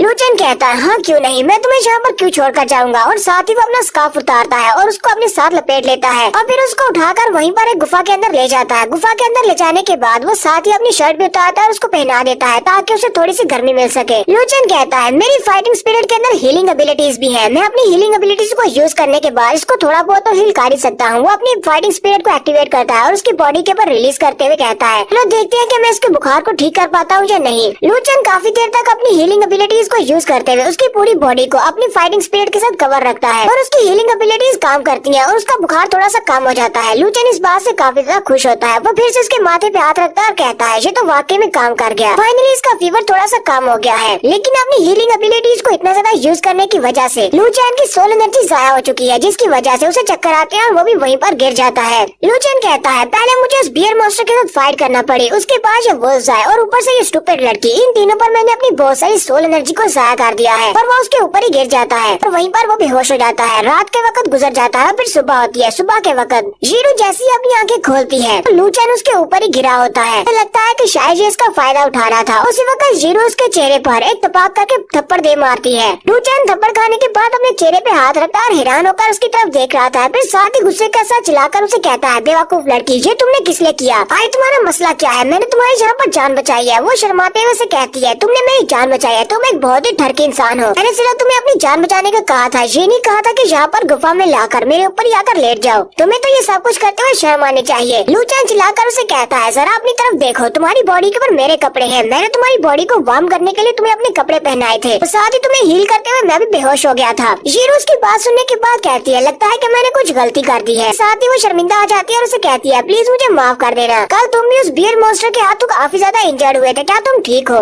लू चेन एटीट्यूड दिखाते हुए से कहता हाँ मैं जिंदा हूँ। जीरू से कहती है मुझे तुम्हारी बहुत ज्यादा फिक्र हो रही है, इसलिए मैं तुमसे पूछ रही हूँ क्या तुम ठीक हो या नहीं, और आगे से तुम मुझे एटीट्यूड दिखा रहे हो, क्या तुम थोड़ा प्यार से नहीं बात कर सकते? लू चेन जल्दी से आगे बढ़ता है और उसकी बॉडी के ऊपर से अपने स्कार्फ को छीन लेता है और कहता है जबकि सुबह हो चुकी है और तुम्हारा बुखार भी कम हो चुका है तो जल्दी से अपने घर वापस चले जाओ। माउंटेन के ऊपर रहना तुम्हारे लिए सेफ नहीं है। अगर वापस जाते हुए रास्ते में तुम्हारा सामना किसी सेकंड ग्रेड के मॉन्स्टर के साथ हो जाता है फिर मैं तुम्हें बचाने के लिए नहीं आने वाला, ये तुम्हारी किस्मत पर डिपेंड करता है तुम यहाँ से जिंदा निकल पाती हो या नहीं। जीरू से कहती है क्या तुम मेरे साथ वापस नहीं जा रहे? ये स्पिरिट बीस्ट माउंटेन तो बहुत ज्यादा डेंजरस जगह है, यहाँ पर बहुत ही पावरफुल मॉन्स्टर्स है, हम दोनों जितना हमारा लेवल है यहाँ पर सर्वाइव नहीं कर पाएंगे, तो दोनों वापस चलते हैं। लू चेन उसे कहता है मुझे एक स्पिरिट फाइटर मास्टर बनना है और एक मास्टर बनने के लिए मुझे इन सारे खतरों का सामना तो करना पड़ेगा। अगर मैं बीस्ट माउंटेन के ऊपर सर्वाइव नहीं कर सकता तो फिर मैं एक मास्टर कैसे बनूंगा? लू चेन कहता है मैंने कल से 2-3 फाइट की है और उसके बाद मुझे अपनी फाइटिंग स्पिरिट के बारे में काफी कुछ पता चला है, मेरी नॉलेज बढ़ चुकी है, अब मुझे पता है कि अपनी फाइटिंग स्पिरिट को कैसे कंट्रोल करना है। लू चेन कहता है अब मुझे साथ में ये भी पता चला है और मुझे अपनी फाइटिंग स्पिरिट को इवॉल्व करना है और नई नई टेक्निक्स को सीखना है तो मुझे किसी मुश्किल का सामना करना पड़ेगा, यानी किसी मॉन्स्टर के सामने मेरी जान पर बनी हो तभी मैं इस तरह की टेक्निक्स को यूज कर सकता हूँ। लू चेन सामने की तरफ आगे बढ़ता है। जीरू से कहती है तो क्या तुम यहाँ पर बीस्ट माउंटेन के ऊपर प्रैक्टिस करने के लिए इसलिए आए हो ताकि तुम मार्शल अकेडमी में एडमिशन ले सको? अगर तुम सिर्फ मार्शल अकेडमी में एडमिशन के लिए ये सब कुछ कर रहे हो तो तुम्हें अपनी जान को खतरे में डालने की जरूरत नहीं है, मैं तुम्हारे लिए एक स्पॉट को बुक कर सकती हूँ, तुम्हें एडमिशन मिल जाएगा। लू चेन उसे कहता है तुम्हें क्या लगता है तुम तो एक बेवकूफ लड़की हो, तुम मेरी हेल्प कैसे करोगी एडमिशन लेने में? वो शर्माते हुए उसे कहती है मैं तुम्हारी हेल्प कर सकती हूँ क्योंकि मेरे पास एक बहुत ही स्पेशल फाइटिंग स्पिरिट है और वो मार्शल अकेडमी वाले यहाँ पर मेरी वजह से आ रहे हैं, यहाँ पर मुझे मौका दिया जाएगा बाकी के दोनों स्पॉट्स के लिए फ्रेंड्स को चुनने का। लू चेन उसे कहता है मैंने तुम्हारे बारे में सुना है कि तुमने 5 आर्टिफैक्ट वाली स्पिरिट को अवेकन किया है, लेकिन इसमें इतना भी कुछ खास नहीं है कि मार्शल अकेडमी वाले यहाँ पर तुम्हारे लिए आ जाए। लेकिन साथ ही लू चेन ये देखकर बहुत ज्यादा हैरान हो जाता है। वो उसे कहती है असल में मेरे पास जो फाइटिंग स्पिरिट है वो ट्विन फाइटिंग स्पिरिट है, तो साथ ही वो अपनी फाइटिंग स्पिरिट को रिलीज करती है तो उसके सर के ऊपर भी उसकी फाइटिंग स्पिरिट से बना हुआ एक पंछी होता है और पाँव के नीचे लोटस का फ्लावर होता है। लू चेन भी देखकर बहुत ज्यादा हैरान होता है और कहता है इसी वजह से तुम इतनी ज्यादा स्पेशल हो, मेरे पास तो डबल सोल की पावर है, इसी वजह से इतनी ज्यादा कॉन्फिडेंट है कि मार्शल अकेडमी वाले यहाँ पर इसके लिए आ रहे हैं। जीरो फिर से आगे बढ़ती है और शर्माते हुए लू चेन से कहती है इसलिए मैं कहती हूँ कि तुम्हें मेरे साथ नीचे जाना चाहिए, हम दोनों इस माउंटेन से बाहर चलते हैं। कुछ ही दिनों के बाद यहाँ पर मार्शल अकेडमी वाले आ रहे हैं, जब मेरा एडमिशन हो जाएगा तो तुम्हें टेस्ट भी देने की जरूरत नहीं है, बिना टेस्ट के भी तुम्हारा एडमिशन हो जाएगा। लू चेन उसके सर पे हाथ रखता है और उसे कहता है तुम्हारा बहुत बहुत शुक्रिया मुझे इतना सब कुछ कहने के लिए, तुम्हारी ऑफर काफी ज्यादा अच्छी है, लेकिन मैं अकेडमी में एडमिशन लेना चाहता हूँ अपने दम पर, मैं टेस्ट को पास करूंगा और फिर एडमिशन लूंगा। फिर साथ ही लू चेन पीछे की तरफ मुड़ जाता है और कहता है हमारा टिएंडो एम्पायर बहुत ज्यादा बड़ा है और मुझे वूलिंग कंट्री में नहीं रुकना, न ही किसी मार्शल अकेडमी तक। मुझे अपनी स्ट्रेंथ को इतना बढ़ाना है कि मैं इस पूरी दुनिया में सबसे ज्यादा स्ट्रॉन्गेस्ट स्पिरिचुअल फाइटर बन जाऊं। और फिर लू चेन उसे इतना कहकर उस गुफा से बाहर निकल जाता है और यहीं पर इन दोनों के रास्ते अलग हो जाते हैं। नेक्स्ट सीन जंगल के अंदर कहीं दिखाया जाता जाता है। लूचन जंगल के अंदर बहुत ही तेजी से भाग रहा होता है क्योंकि वो बियर मॉन्स्टर उसके पीछे लगा होता है। लूचन पीछे की तरफ देखता और कहता, आखिर पता नहीं इसका मसला क्या है, ये बियर मॉन्स्टर मेरे पीछे हाथ धोकर पड़ गया है। ये कब से मेरा पीछा कर रहा है, पिछले कई दिनों से। बियर मॉन्स्टर भी बड़ी स्पीड के साथ उसका पीछा कर रहा होता है और वो दरख्तों के ऊपर से छलांगे लगाता हुआ जा रहा होता है, जबकि बियर मॉन्स्टर भी उसके पीछे पीछे ही होता है। तो बार बार उसके ऊपर अटैक करता है। बियर मॉन्स्टर उसके ऊपर अपना पंजा मारता है तो लूचन वहीं पर नीचे गिर जाता है और कहता है, ये तो बहुत ही बुरा हुआ, अब मैं क्या करूँ। और वहीं पर वो अपनी फाइटिंग स्पिरिट को एक्टिवेट करते हुए जमीन के अंदर से काफी सारी बेलें निकालता है और उन बेलों के साथ ही बियर मॉन्स्टर के ऊपर अटैक करता है। वो उसको अपनी बेलों के अंदर लपेटने लगता है, लेकिन बियर मॉन्स्टर काफी ज्यादा स्ट्रॉन्ग है। वो अपने पंजे को सामने की तरफ हिलाता है और उसकी बेलों को डिफ्लेक्ट कर देता है। लेकिन आखिरकार लूचन उसके दोनों हाथों को अपनी बेलों के साथ बांध लेता है। लूचन कहता है, हालांकि मेरी बेलू ने इसके बाजू को बांध तो लिया है, लेकिन मेरा पॉइजन इसकी स्किन के अंदर नहीं जा सकता क्योंकि इसकी स्किन बहुत ज्यादा हार्ड है और वो उसके मुकाबले में ये बहुत ज्यादा स्ट्रॉन्ग है और मुझे लगता है ये बहुत ही जल्दी मेरी बेलू को तोड़कर दोबारा से आजाद हो जाएगा। लूचन कहता है, मेरे पास ज्यादा टाइम नहीं है, मुझे यहाँ से जल्दी से भागना होगा। फिर लूचन पीछे की तरफ भागना शुरू करता है और कहता है, पता नहीं क्या हुआ, कल जब मैंने इसके साथ फाइट की थी ये तब से मेरा पीछा कर रहा है, पता नहीं इसे मुझसे क्या चाहिए, ये मेरे पीछे क्यों लगा हुआ है। लूचन कहता है, बहुत ही जल्दी ये मार्शल अकेडमी वाले यहाँ पर एडमिशन के लिए आने वाले हैं, मेरे पास ज्यादा वक्त नहीं है इस बियर मॉन्स्टर के साथ निपटने के लिए, इसलिए जितनी जल्दी हो सके मुझे यहाँ से भागना होगा, इस माउंटेन से बाहर निकलना होगा। लेकिन वो बियर मॉन्स्टर अपने पंजों को यूज करते हुए उसकी जड़ों को काट देता है और बड़ी स्पीड के साथ उसके ऊपर अटैक करने के लिए आगे बढ़ता है। लूचन जो कि हवा में होता है उसी वक्त बियर मॉन्स्टर पीछे से उसे पंजा मारता है, जिससे वो जाकर सामने एक दरख्त के साथ टकराता है और वहीं पर गिर जाता है। लूचन की जहाँ पर बस हो गई है और वो वहीं पर दरख्त के साथ टेक लगाकर बैठ जाता है। लूचन वहाँ पर गिरने के बाद कहता है, अब तो मेरी मौत पक्की है, लेकिन चलो एक और ट्रिक को आजमा कर देखते हैं। वो वहीं पर बैठकर चलाना शुरू कर देता है और कहता है, ब्रदर प्लीज प्लीज मुझे छोड़ दो, तुम कल से मेरा पीछा कर रहे हो, तुम्हें मुझसे क्या चाहिए, मुझे तुम्हारे साथ और कोई फाइट नहीं करनी और ना ही मैं जहाँ से भागने वाला हूँ, अगर मुझे मारना है तो मार डालो। लूचन उसे कहता है, कल से तुम मेरा पीछा कर रहे हो और तुम्हारे अटैक्स की वजह से मेरी सारी हड्डियां में टूट चुकी हैं। अगर तुम्हें मुझे मारना है तो फिर मार क्यों नहीं डालते, तुम सिर्फ मेरे पर लाइट अटैक करते हो जिसकी वजह से मेरी हड्डियां टूट रही हैं और अब मैं बहुत ज्यादा थक चुका हूँ, मेरे पास अब स्पिरिचुअल एनर्जी भी नहीं बची, अब चलो और सिंगल मूव के साथ मुझे मार डालो। वो बियर मॉन्स्टर उसकी बात सुनने के बाद जोरदार दहाड़ लगाता है। लूचन कहता है, नहीं मैं तुम्हारी बात नहीं सुनने वाला, फिर साथ ही वो अपनी आंखें बंद करता है और कहता है, चलो जल्दी से आगे बढ़ो और मुझे मार डालो।